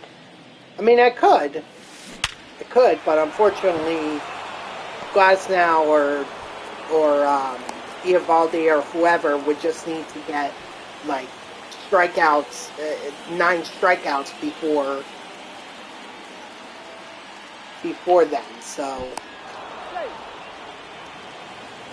Now, on play versus CPU, it might be easier, but then you're asking my relievers to go more than or 3 innings.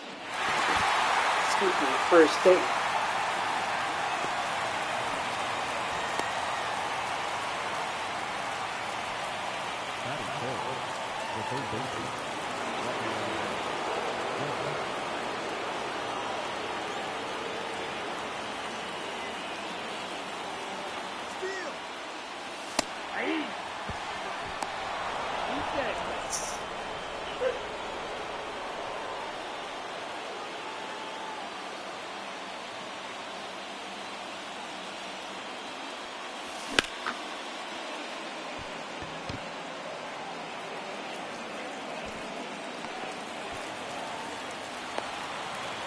Bobby Witt's good. Oh, hey.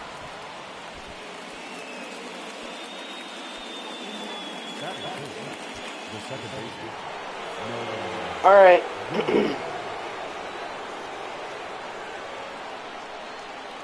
Need a base hit from Gorman here to get the lead, and we got it. Very nice.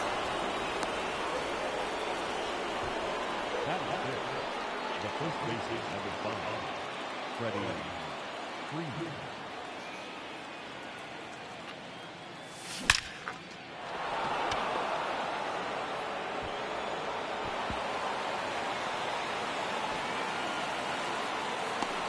All right.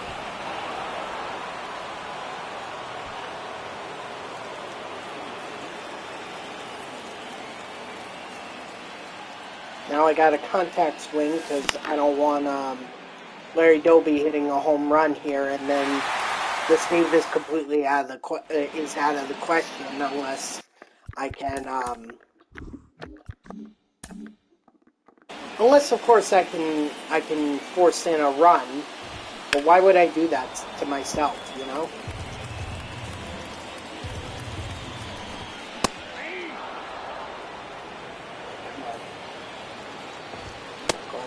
Strike 3, sit down. Very nice.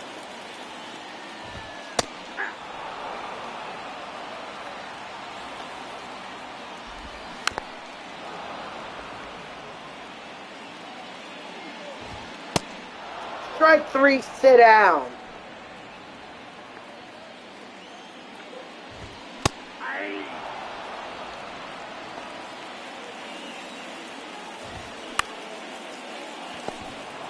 All right, 2 strikeouts for Glass now. Your attention, please. Now pitching for the Blues, number 46, Rush Wilson. That boy Murphy.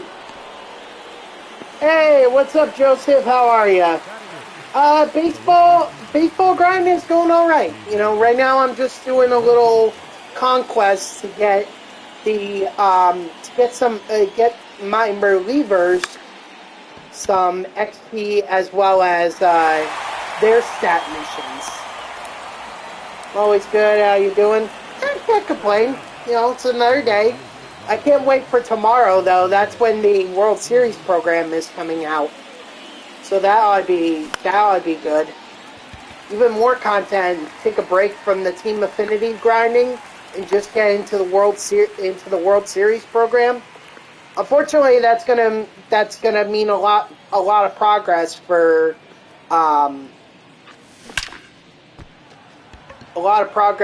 the AL and the NL West, and not really the other divisions in Team Affinity. So.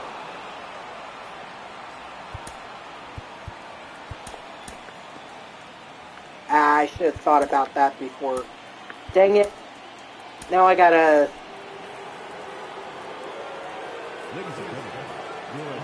Now I gotta warm up Hinky myself. Dang it. I was hoping not to do this.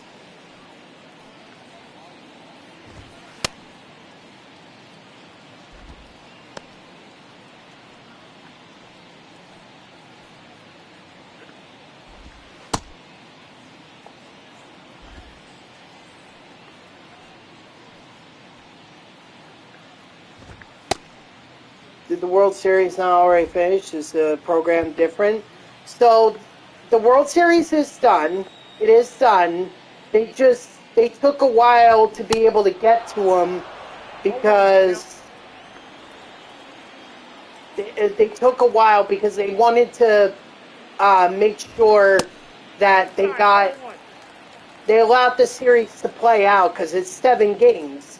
And 7 games, even beginning on, almost 2 Fridays ago, the way that it works is it would have been a 2-3-2 series, which meant 2 games home for the Rangers, 3 games home for the Arizona Diamondbacks, and then 2 games home for the Rangers again. And in between that time, you've got to account for a day off to allow the teams to be able to travel. So, you figure Monday and Tuesday, or Friday and Saturday were the first 2 games of the World Series, and then a day off Sunday so that the teams could travel to Arizona, strike 3, sit down, and then Monday, Tuesday, and Wednesday in Arizona. So now Thursday is the off day, and then Friday and Saturday of the following week would have been the final 2 games of the series. So they were just planning ahead just in case the series ended up going 7 games. The program is not any different than what is already than some of the other programs, other playoff programs that you've seen me grind. So the World Series, the Championship Series, the Wild Card Series, the Division Series. No different than that. Only this program is only going to focus on the 2 teams in the World Series. So you're going to see a lot of Texas Rangers players, and you're going to see a lot of Arizona Diamondbacks players in this program. We know for a fact that one of the cards that is in there is a 99 Corey Seager to commemorate the fact that he won the World Series MVP. Although we already had a 99 overall Corey Seager in the game already, we're going to get another one. So, yeah. Again, tomorrow when I stream, I will definitely go more in detail, but it's essentially the same as the Division Series, the Wild Card Series, and the Championship Series. Just now we're only going to focus on the 2 teams. Alright, let's put in Phillips so we can start getting the saves with him. Not a big fan of Hanky here. But, or not a fan of his windup. His windup is rather slow, and I hate those kinds of windups.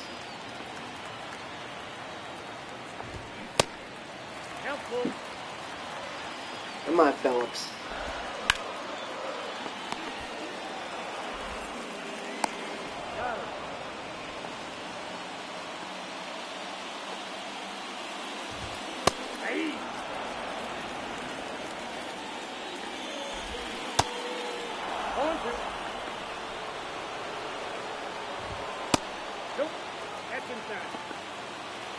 Did Zach Allen already have a card? Strike 3, sit down. Because if not, then I would suspect that he's going to get one. As maybe Nathan Eovaldi might get one too. I have to go look back through the program or through the Rangers flashback collection and just see which ones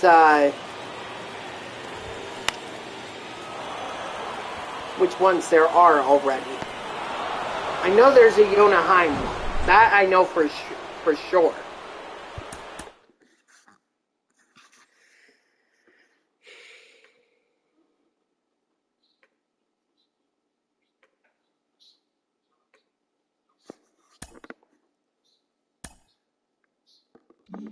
Let's see. Hold on. Now let's go over to the flashback collections here. Rangers. Okay, so they have Josh Young, they have Evan Carter, Adolis Garcia, Jordan Montgomery, Yona Heim. Trying to see if there are any other ones that I missed. Ezekiel, no. But they do have Josh Sabors here. They have Leody Tavares. And then those should be it.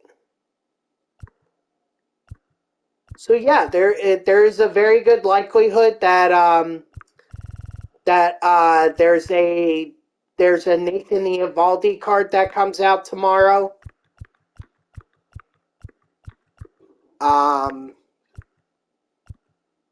There's already been a Yona Heim. I don't think they're going to go with Nathaniel Lowe since they already have a 99 version right here. So I don't think it makes sense for them to do another one.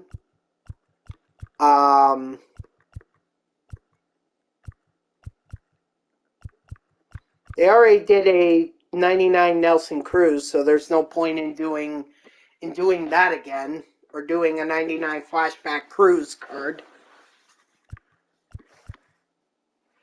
Did you play much baseball yourself? I only played up until my 8th grade year, but my family has long been fans of the Mets. I started watching baseball when I was 5 years old. So I kind of just followed my family in being Mets fans.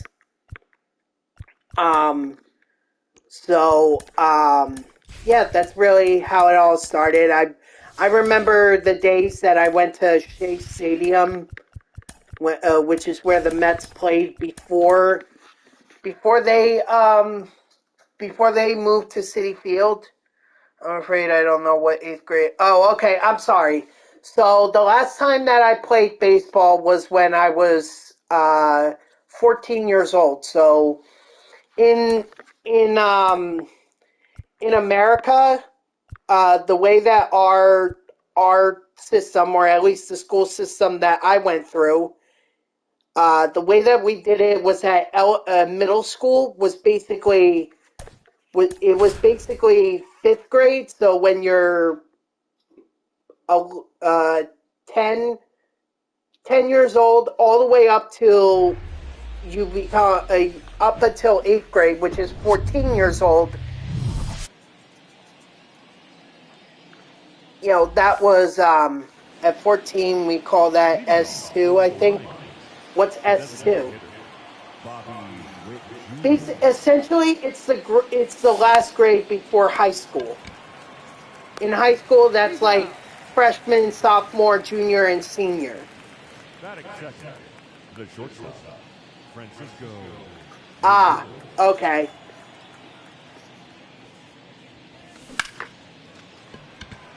Okay. No, this is interesting. As you're in your second year of senior school. No, actually, the way that we would put it is we're in our 4th year of middle school. We have primary school, or P1 through 7, and high or senior school, which is S1 through. Okay, so I'm assuming that P1 is essentially kindergarten. That's like your first year in school, kindergarten. I mean, that's what it is here in the U.S.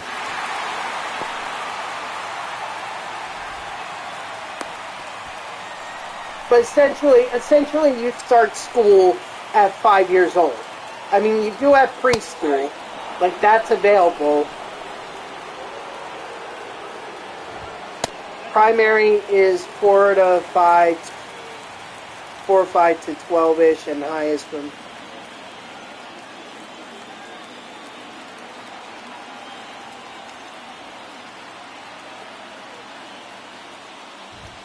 Wow. Ball 2. I'm confused. Okay, so... 1 strike. Alright, let me explain how it 2 is strikes. in the U.S. So, when you officially start school in the U.S., it's known as kindergarten. Kindergarten, you start at 5 years old. Now, there is preschool. That's one that you start at 4 years old. But honestly, I never considered preschool to be... You learn, but I feel like it's more of like an introductory to other students. It's kind of... or other kids. So it's more of like a social interaction kind of deal where you learn things here and there, but ultimately it's just to get you introduced to other kids so that when you do officially start learning, you know, that in kindergarten you're already socialized with other kids. Again, there is some learning. I'm not gonna sit here and say there's no learning in preschool. There is. It's just, you know, to me, I always viewed it as,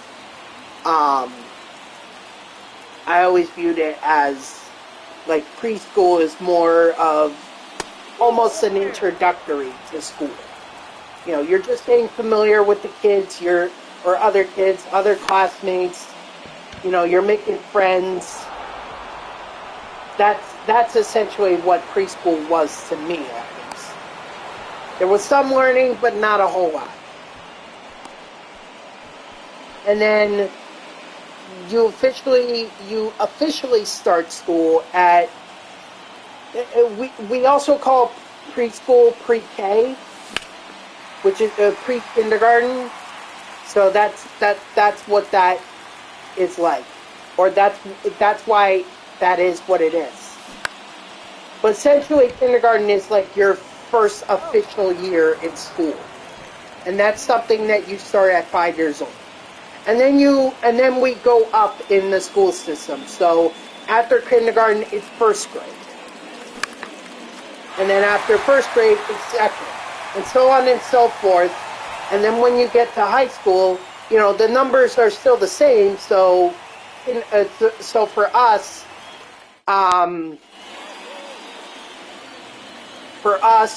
we have elementary school. That's essentially kindergarten through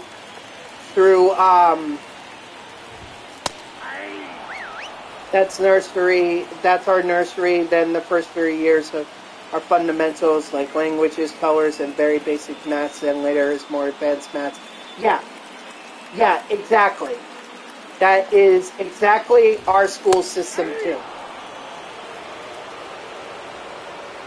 Where, you know, yeah, nursery / preschool, that's more of getting you comfortable with other kids. And then you learn basic maths, colors, shapes, words, all that, whatever. Am I playing a... Conquest mode.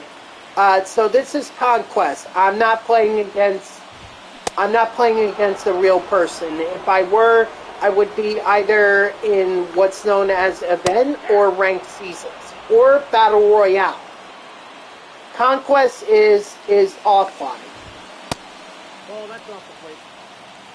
Also, in the beneath my screen here, if you look at the scoreboard, it says Conquest. So Conquest is the offline. It's the offline that I'm just doing quickly in order to get some of the stat missions here, particularly with my relief pitchers, done. Because otherwise, I wouldn't be... If I were playing a real 9-inning game with this team, I would not be able to use... Or I wouldn't be in a situation where I would have to use my relievers. Or my relief pitchers. But anyway, going back to what I was saying about high school. So, kindergarten through 4th grade, that's what's known as elementary school. That's the basic maths, the health, the shapes, colors, language, all that. That's an out.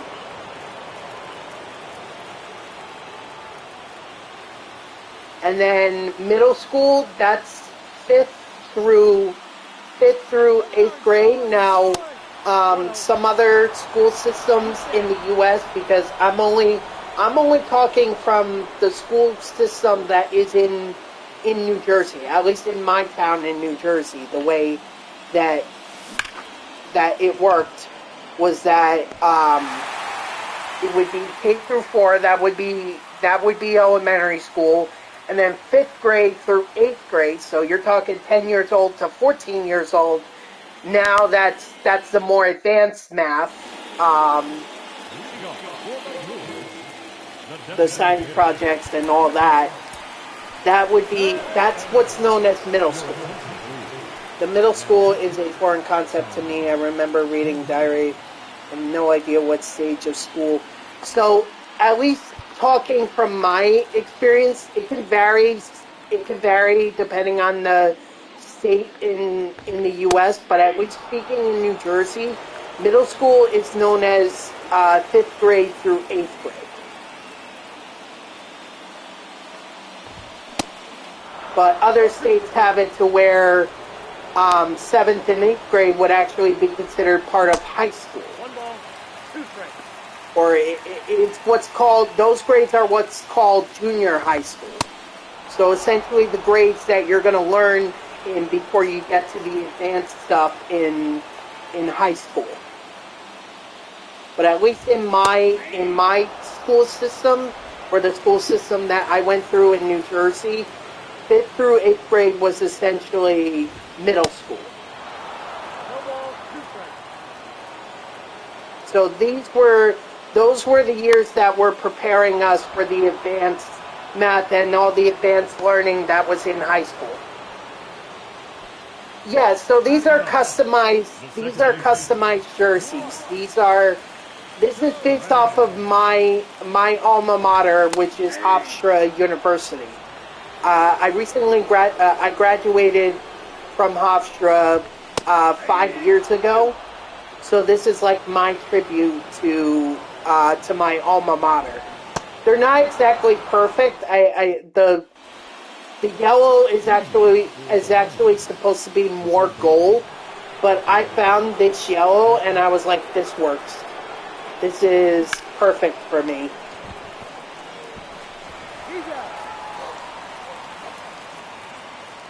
So, not exact, but yeah, exactly. This is kind of like, hey, I went to college in Hofstra, or I went to college at Hofstra University, so this is like me kind of paying tribute to my alma mater. That's what a lot of MLB The Show players do. Like, they do a lot of tributes either to their favorite university or the university that they went to school at. So I've seen a ton of Florida State, Florida, LSU, I've seen those kinds of uniforms, and they are very good. They are very good. This is about as close that I could get to the Hofstra uniforms as I could. Oh, I'm sorry to hear that. If it makes you feel any better, I know exactly how you feel, because Hofstra actually doesn't have a college football program. So if you recall our last conversation, how we were talking about college football games, and I was talking about going to a Penn State football game once, or earlier this year. Well, my college did not have that. They did not have an American football program. They actually got rid of it long before I even started at Hofstra.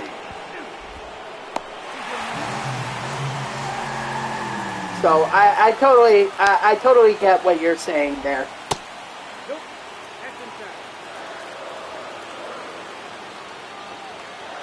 Just as a fan. That was just me going as a fan. I'd always been a fan of the Penn State football program, but obviously I was never good enough to be able to play, nor could I really afford to go to Penn State University. So, although the irony of that is that I chose to go to Hofstra University, which is not as expensive, but it definitely is expensive. Yes, the Penn State is called the Nittany Lions.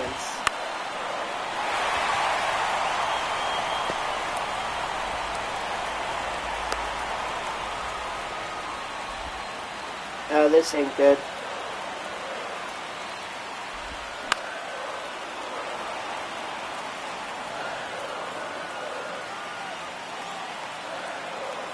Well, see, in the U.S., we don't believe. I mean, we're trying to get there. Like, there are some universities. I know in New York, they have SUNY and CUNY. Those are the state-run and those are state-run schools that essentially, if you live in state, you could go there for free.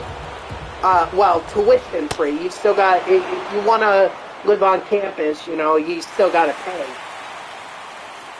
But in the U.S., for the most part, we believe in capitalism. So essentially, that applies to the higher education system. Even the college that I went to, Hofstra University, it's a private university. So I had to pay big bucks to be able to go. I know, we screwed it up. Essentially, we screwed it up so bad. It's like not even funny how bad we screwed it up. But I mean, the good thing is too that we also have what's called community colleges. So what those are 2 years of higher education after you graduate high school. You can use that education. I know a lot of kids use that education to be able to like finish up some of the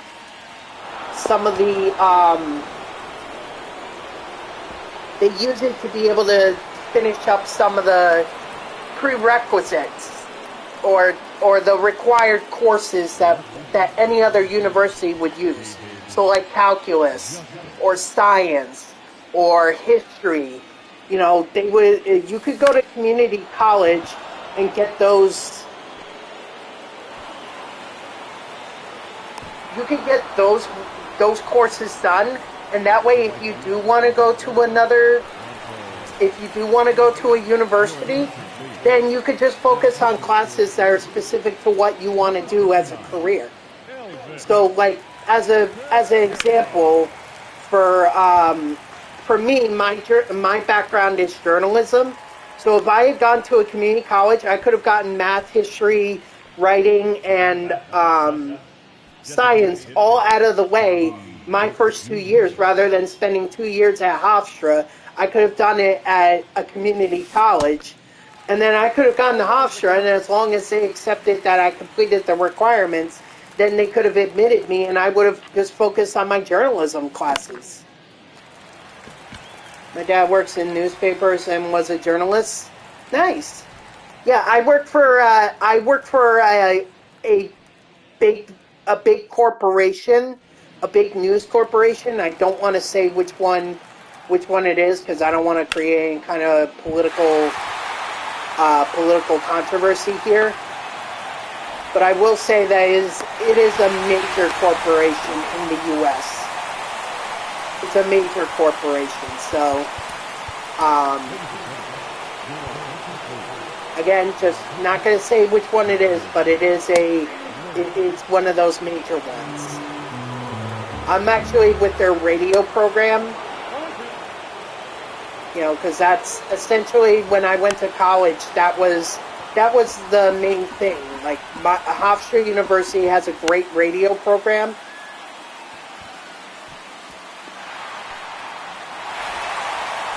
Have I ever heard of the Daily Mail UK in the UK? Yes. Oh, that's cool. Chief sub-editor. So essentially, I believe, I don't want to assume, but I believe that means he's part of the editing editing crew that would look over whatever the journalists write and just make sure that it's accurate, whatever they're putting out, that it's not just some lies that are being spewed, but rather they're facts. I'm not saying that people at the Daily Mail in the UK spew false narratives. I'm just saying like that potential is there. That's why the editors are there. They also look for any kind of spelling errors too, or maybe they can reword a sentence so that it actually makes sense. That's essentially what your dad does. Yeah, no problem. But going back to what I was saying about, colleges in the U.S., if I had done 2 years at community college and then I went to Hofstra and said I want to be a student here that focuses on journalism and I already have these courses ready, as long as they approve them, then I don't have to take those courses again I wouldn't have to take those courses again at Hofstra. All I would have to do is just focus on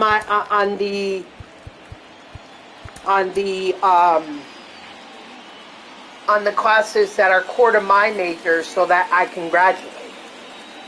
And it's actually a really cheaper option than going to 4 years of the university. Because I can tell you, Hofstra put me tens of thousands of dollars in debt. I'm actually almost done paying off all my student loans and everything. Maybe you've heard about this. Maybe you've heard about how student loans are a big issue in the U.S. Like, I think Biden was trying to forget student loans, and the Supreme Court said, no, you can't do that. So,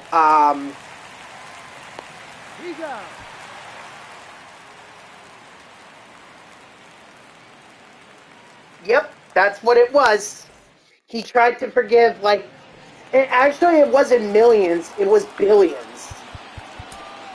It was a lot of money, and that was taxpayer money that was going to pay for that. That's why a lot of the people in the opposing party to Biden didn't want student loan forgiveness. They're of the belief that the student should take care of the loans that they took out to be able to go to universities. Those are the Republicans. And some Democrats, some Democrats, not all, but some definitely have a concern that taxpayer money being able to be used for student loans is rather risky. I'll put it that way.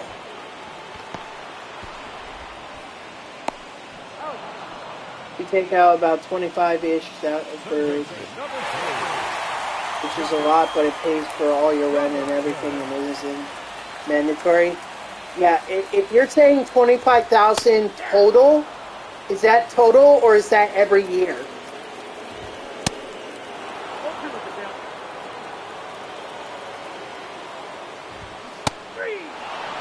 That's total?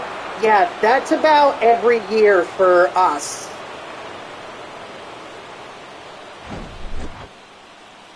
That's every year. 25,000 every year for 4 years. Which is why it's a problem that so many people are getting into debt. Like that's That's why it's such a big issue in the U.S. because all these kids decide they want to go to these universities. The problem is they don't they don't realize that they're going to have tens of thousands of dollars in student debt.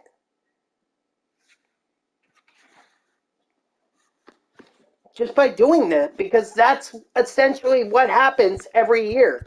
It's 20 to 25,000 every year, and I know because I've had those loans. I've had them, and that meant that private universities are organized crime. I mean, they definitely charge a lot of money. I will say that, but I'm not. I can't really. I can't really talk bad about my alma mater here. So sorry.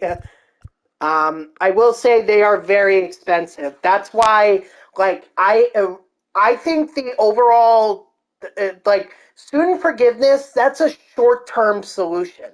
We need to think about the long term, okay? Because students are still going to take out these thousands of dollars of loans, and then they're going to expect that the government's just going to pay for all of it, and that's not the reality here in the U.S. They have to pay for it. That's why I encourage a lot of students to either go to community college for 2 years. That's $10,000 a year that you have to worry about. $10,000 a year ain't nothing.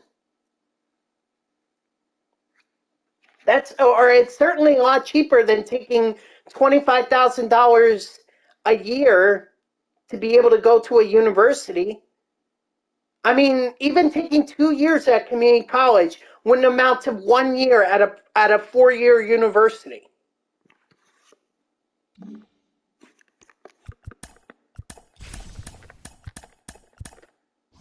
So, like, community college is not a bad thing. Also, I would encourage a lot of students to go to universities that are within their state too. Like, don't I went to a university that was in New York. I live in New Jersey, so I'm out of state, which means it's more expensive for me. But if I had lived in New York, maybe it wouldn't have been as expensive. In fact, a university that lives or that's like 10 minutes away from my house here, I could have gone to that university for 5,000. All I had to pay to go to that university every year, $5,000 a year. $5,000 a year, I would have paid for myself. I wouldn't have had to I wouldn't have had to take loans.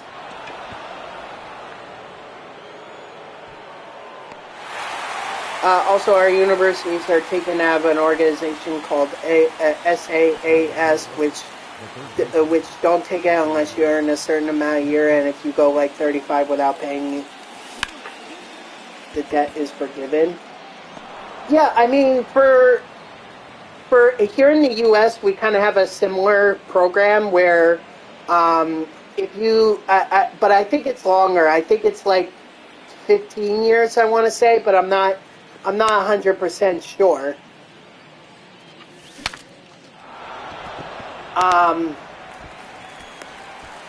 But yeah, we have something similar to that, where if you reach a certain age and you're still paying student loans, they'll be forgiven. But that's a long time, and they're still going to take money out of your account, out of your bank account and everything. Like I said, I think the short-term solution might be forgiving student loans is a short-term solution. I think the long-term solution should be that we encourage higher education or students to pursue higher education, but consider cheaper options. Community college, in-state universities where maybe you don't have to pay for room and board. You don't have to pay for a meal plan. You don't have to pay for all these extras. You can actually cheap out, like I could have with the university that's 10 minutes away from my house. I could have cheaped out and only paid $5,000 a year. Strike three, sit out. This is not me being liberal or anything. This is me This is me talking from experience. No ball, 2 strikes. You know, I feel like that's the way to do it. Also, scholarships. Scholarships are huge. The first baseman, Freddie. Those are very important. Whatever scholarships students can use to be able to pay for a year at college, take it. Take it. Apply to as many scholarships as you can. You know, because that's free money right there. That an organization, if they say, oh yeah, we'll give you the scholarship money. That's an organization that's paying for your college education.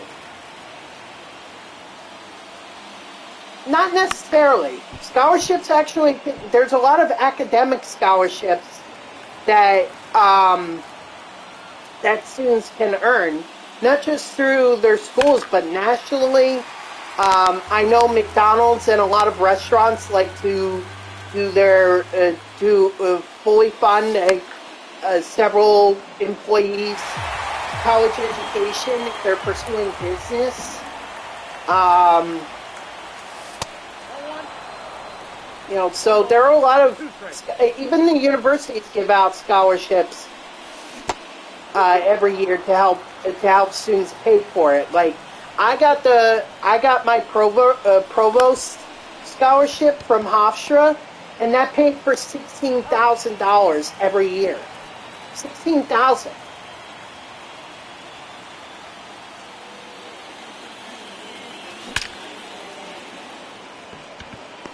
That's $16,000 out of $60,000 a year I did not have to pay for. That was essentially Hofstra University saying, here you go, Jeffrey, we're going to take off $16,000 because you're a good student. So it's not, I mean, the sports guys definitely get the full ride scholarships, yes. But there are a lot of scholarships too for academics and for business that can pay for a student's education. But I will say that those scholarships are very competitive because you're not just competing from within the school, within your own school, or within your own state. You're competing against the whole country, so it is very competitive.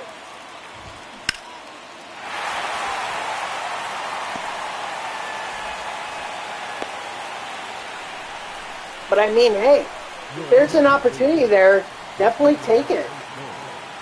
Number 5, Garrett Mitchell. No, he's safe.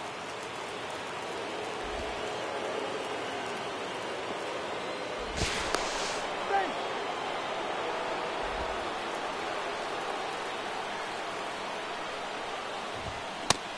But that's the other thing too with this whole NIL and college athletes getting paid. 1 ball, 2 strikes. Getting paid now from the NCAA to do promotions and everything, ads for these sports and for all these sponsors and everything. See, I'm of the belief that if an athlete chooses to do that, they choose to accept sponsorship money, then whatever they make in sponsorship money, they have to get back to the university in scholarship. That way, that's a scholarship right there that the university could give to other players, or they can take that money and give it to another student. That's personally what I believe, but you know, that's not how it's going to go. Instead, they're going to be able to keep their scholarship and get sponsorship money, which I don't think is fair. But I mean, what the heck do I know?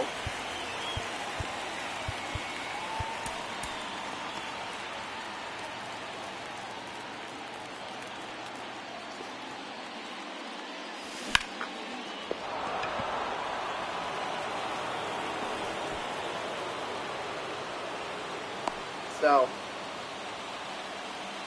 Now like I said, I think the long-term solution is to get kids to stop considering universities that are really expensive, and instead say to some of the schools, or say to them, hey, why don't you consider a school that's closer? Why don't you consider a school that is cheaper? Now, sure, the university that's 10 minutes from my house, they don't have a radio program like Hofstra does. And I actually found this out. From a coworker of mine. But it turns out he went to that university, a former coworker of mine actually. He went to that university, and we ended up at the same place. You know what the difference was? He didn't have student debt. I did. So, knowing that I would have ended up at the same place, or I could have ended up at the same place that I ended up at by going to Hofstra, if I had just gone to that university, I totally look back and I say, I should have just gone there. I should have just gone there, saved myself a lot of trouble with student loans and everything. Uh-oh. Yeah, I should have, damn it. I should have contact swung there.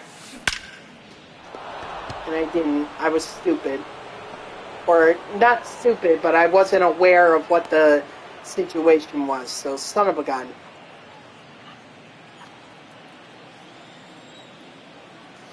But that's all I'm saying. Like, I could have ended up going to I could have gone to a university and probably ended up at my workplace.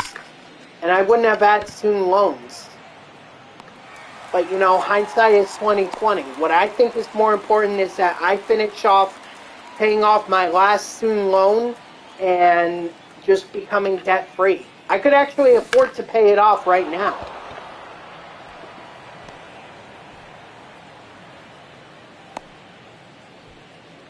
But I think I'll keep it for the rest of the year and just pay it off next year. Or I don't know yet. It doesn't, honestly, I'm not in any rush to pay it off right now. Because the other thing too about having student loans is that I can actually use it as a tax write-off. I'm not saying that's a good thing. I'm just saying that I can continue to use student loans as a tax write-off. Which means when it comes time for me to pay my taxes every year, I could say to the government, hey, I'm still paying off these student loans, or this student loan that is tens of thousands of dollars. I'm still paying it off.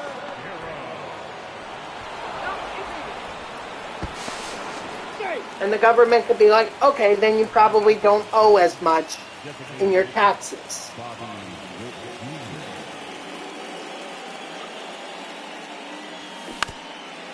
Again, I'm not saying that's a great thing. I'm just saying that it's kind of like a tax relief. It essentially is what it is. It's like, hey, the government knows I still have these student loans, and they're gonna cut me a break.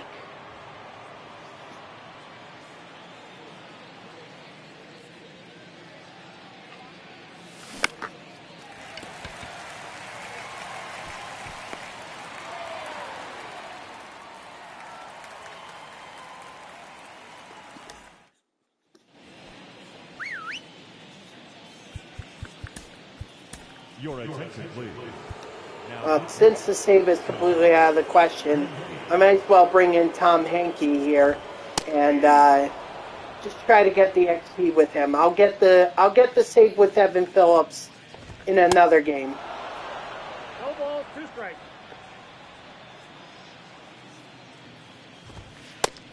Oh, that's just out.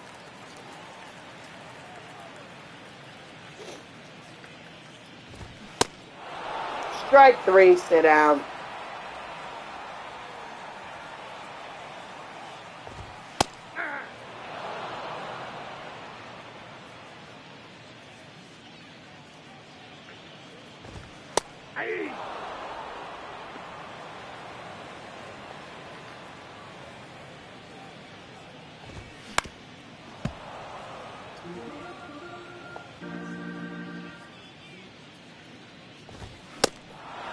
Strike 3, sit down. This is all good XP right here for Tom Hankey. He may not, he won't get the save, but I'm not worried about getting the save. I just want the XP. He's a finest flashback, so essentially it's more about the XP than the save, than the stat itself. Nope. Outside. I mean, the stats lead to the XP, but you know, he would get XP overall as long as he had one inning, as long as he pitched an inning.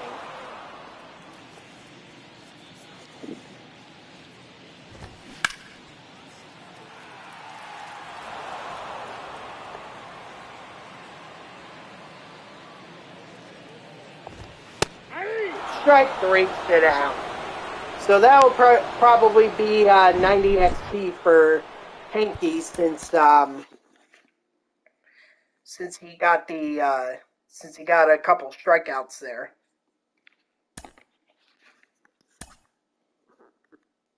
Ooh.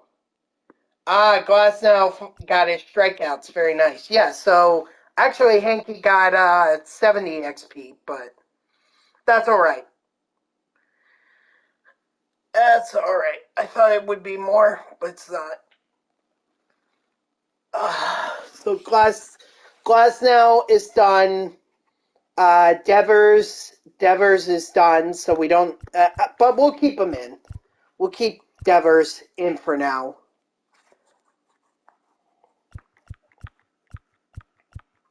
Dobie's not done. Murphy's not done. Irvin's not done. So the only one, only the AL, only Devers is done, and Glasnow.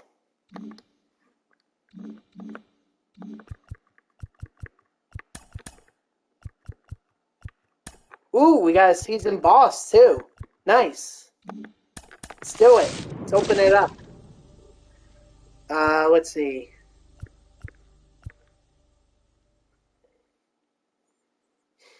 I mean, Ellie De La Cruz is unfortunately going to be a hard one for me, but I think the three that I'll go with Rosarena, Guerrero Jr., and Ellie De La Cruz. It's just a matter of who do I want first.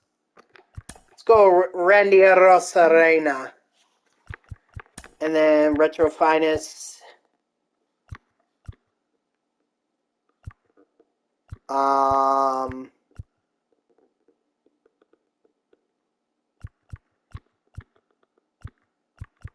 I guess we could go with Mike Zunino and then just have him on the bench when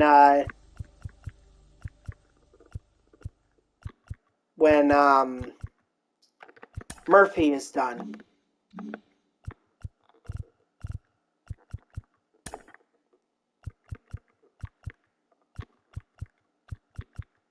Let's take out Richie Ashburn.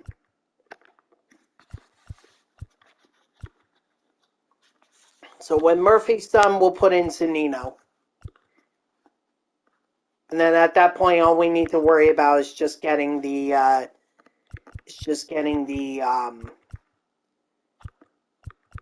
XP with him.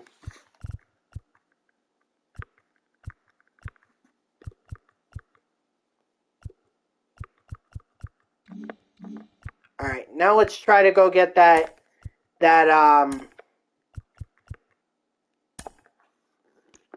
let's try to go get that save for Phillips.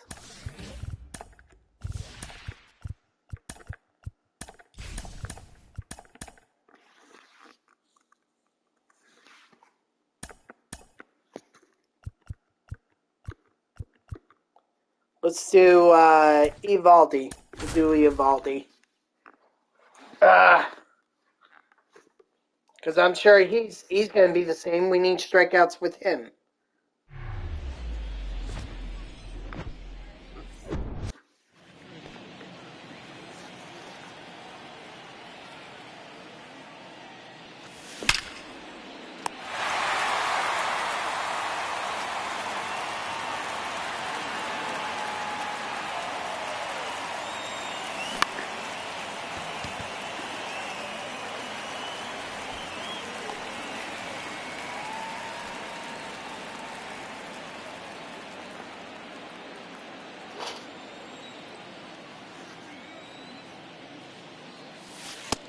One zero.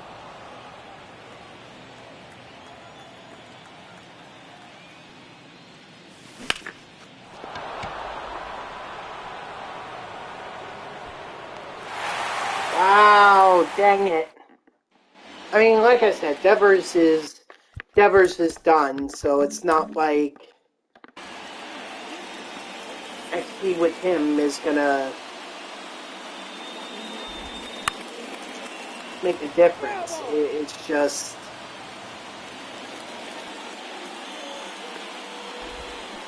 just would have been nice to have a run. That's all.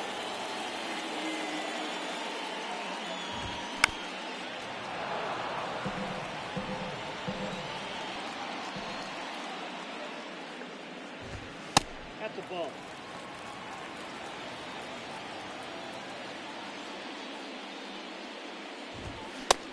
Strike 3, sit down. Very nice, Evaldi. Batting second, the left fielder. Ball. That's out.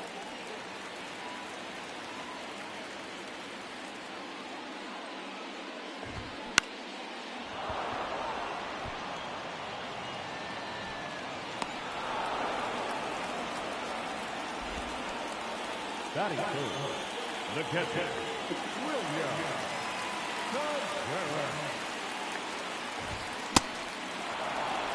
All one's the count. Come on, Evaldi.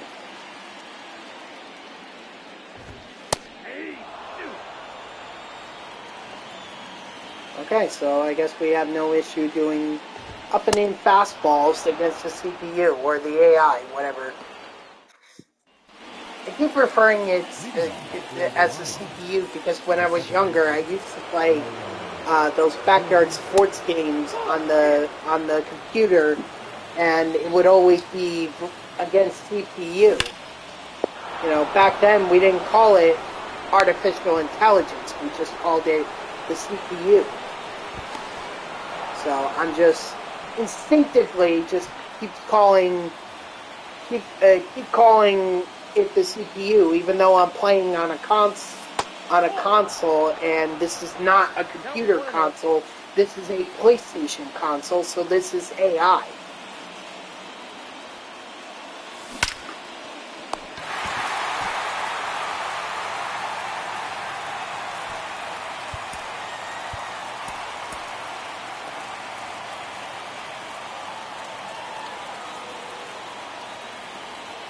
I don't know how many strikeouts Evaldi has.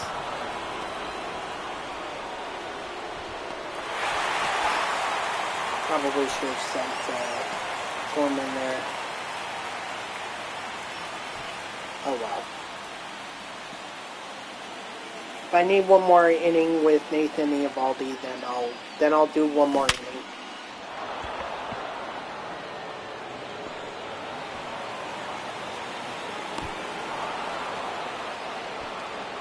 Your attention, please. Now pitching for the Brewers. I have to Foreman up, right? Wilson. On one. Okay, I did. Good. Then he'll be ready for the hold when that happens in the next inning.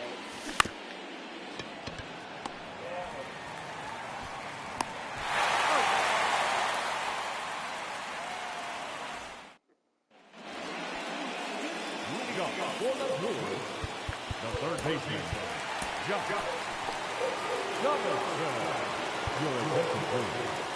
Now pitching. All right, come on, Hanky. Ball, that's just out.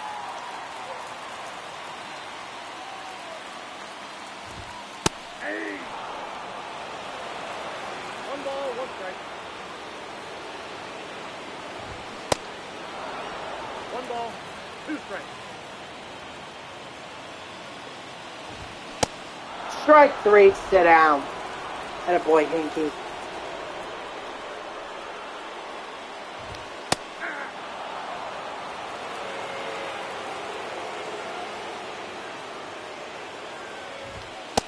Ball, that's outside.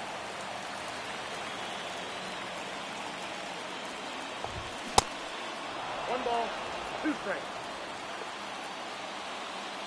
The umpire just say no balls, 2 strikes? Because there was clearly a ball there. Strike 3, sit down. Not that it mattered, I was just, like, that's kind of curious. All ones the count.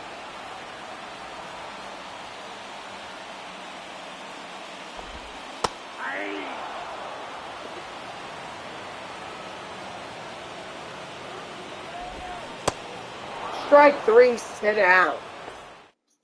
Ladies Nice. and gentlemen, your attention, please. Now pitching for the Blues. Let's get Evan Phillips warming up. And again, I have to make sure that I don't score 3 runs here. If I score 3, save is out. At least for Phillips.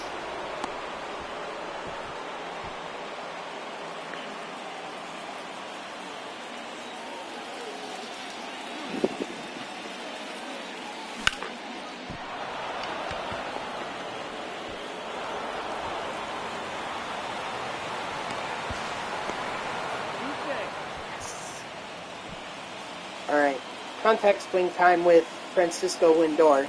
Only way I can ensure that I'm not gonna score or I'm not gonna hit a 3-run homer.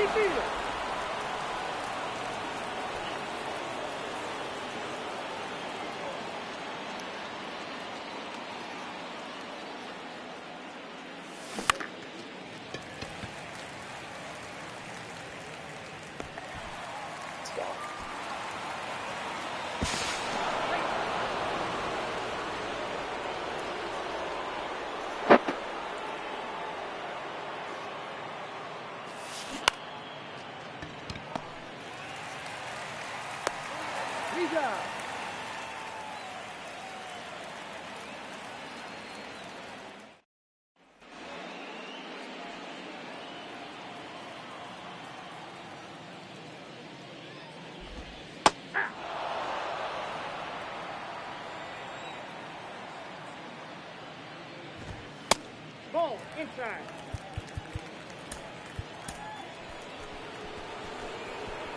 Your attention, please. Now pitching. Evan.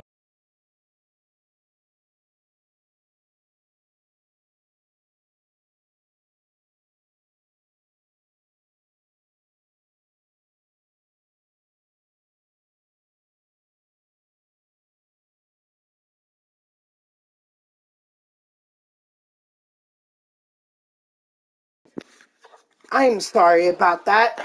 Nothing. I had to mute my mic for a second. Oh, nope. Discard changes. I don't know what the hell was going on there, but I needed to mute it and take care of something outside that I needed to just address. Crap.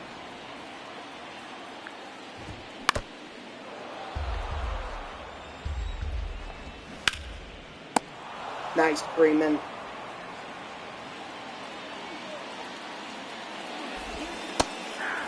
Now, I don't care how Evan Phillips gets his save. He just needs to get this save.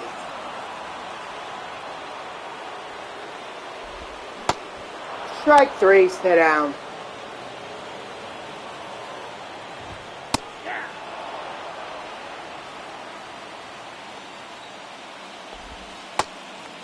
outfield.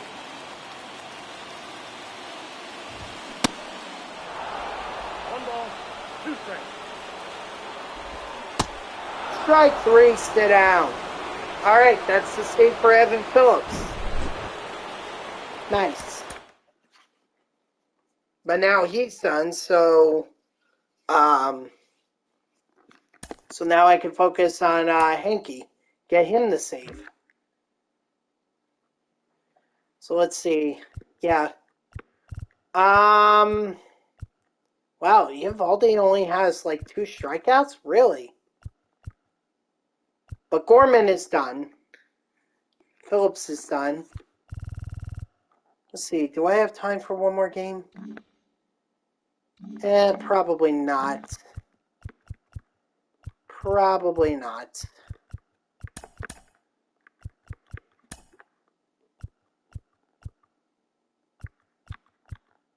Let's see. Who could I use?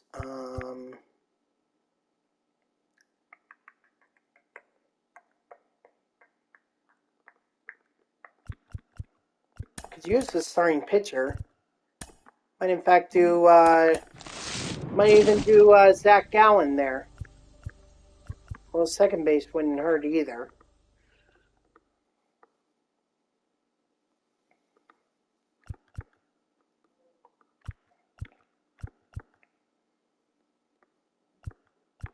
Now let's go Zach Gallen, and then we'll have him replace Jameson Teon here.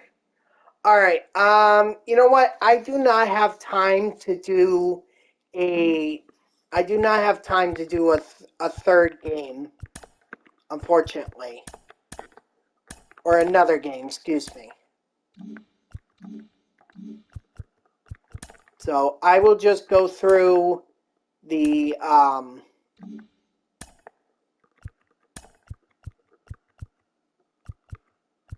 maybe I could do a couple moments here. I mean, 30. That will get me doing the 2 moments here. Will get me to another.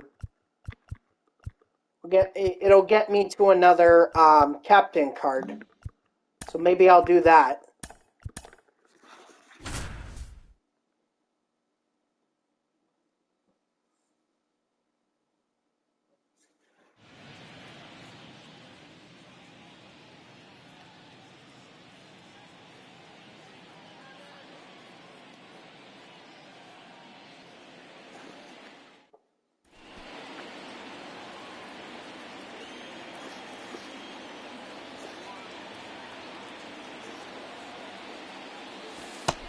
Oh, that's out. Someone firing off fireworks up there? I keep hearing bangs as though it's fireworks. It's weird.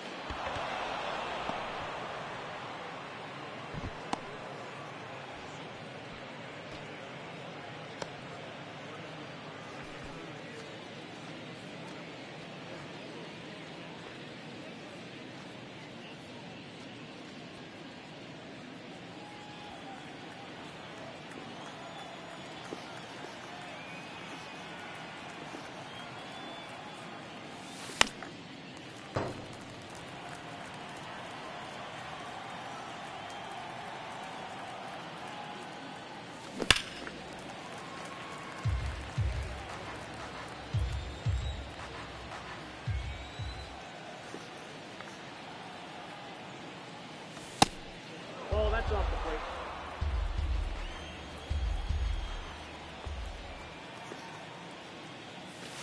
That's Bolton. 2-2 the count.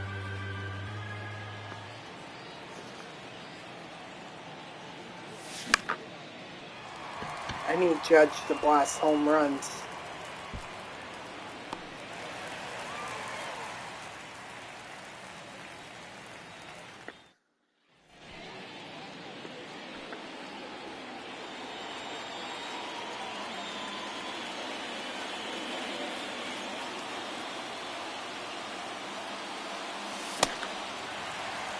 Oh, 1.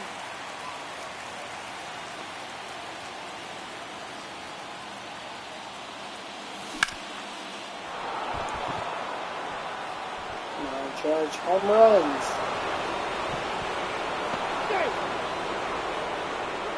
Now back, the first baseman, Anthony. Leading off the Yankees, the center fielder, number 99, Aaron Jones. There we go. There's that home run I was looking for. Good timing, too.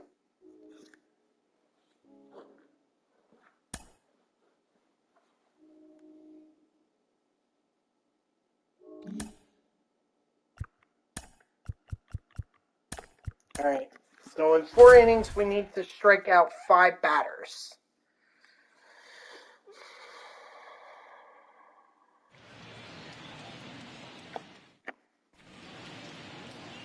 Leading off for the Yankees, the first baseman, DJ LeMahieu. 0-1's the count.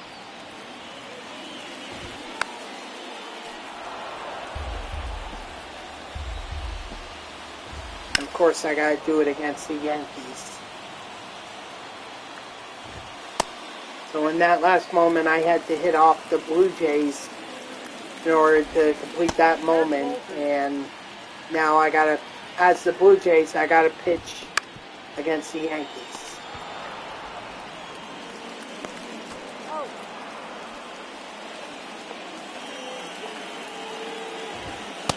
Ball, inside. Ball 2. That's ball 3. Gosman, I need you to control here. Come on. Hey.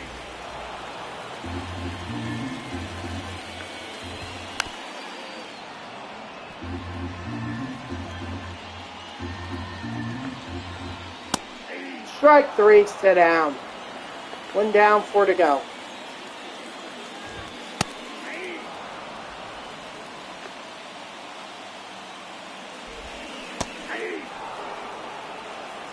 Really? They would have Gleyber Torres back third? That is such a weird lineup. Strike 3, sit down.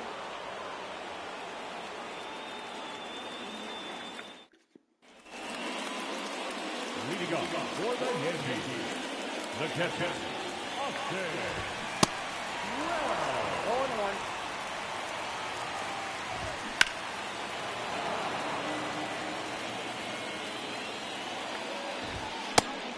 Strike 3, sit down.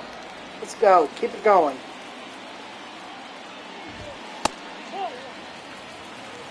Count 1-0.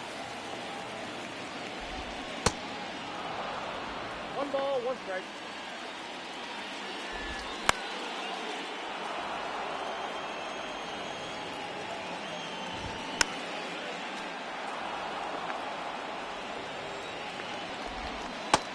Strike 3, sit down. Hey, let's do this. One more. One more strikeout is all I need. 0-1's the count. Ball, that's out.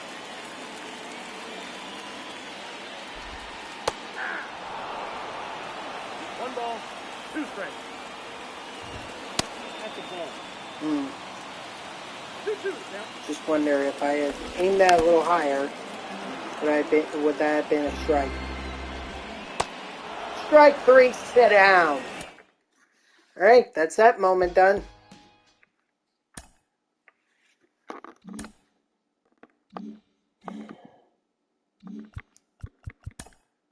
Glasnow is done, right? His mission is done. Let me see. Let's see. Captain stats. Yep. All right, so there's only Young and Stroman left to choose. I'm not particularly happy about this selection, but I gotta do it.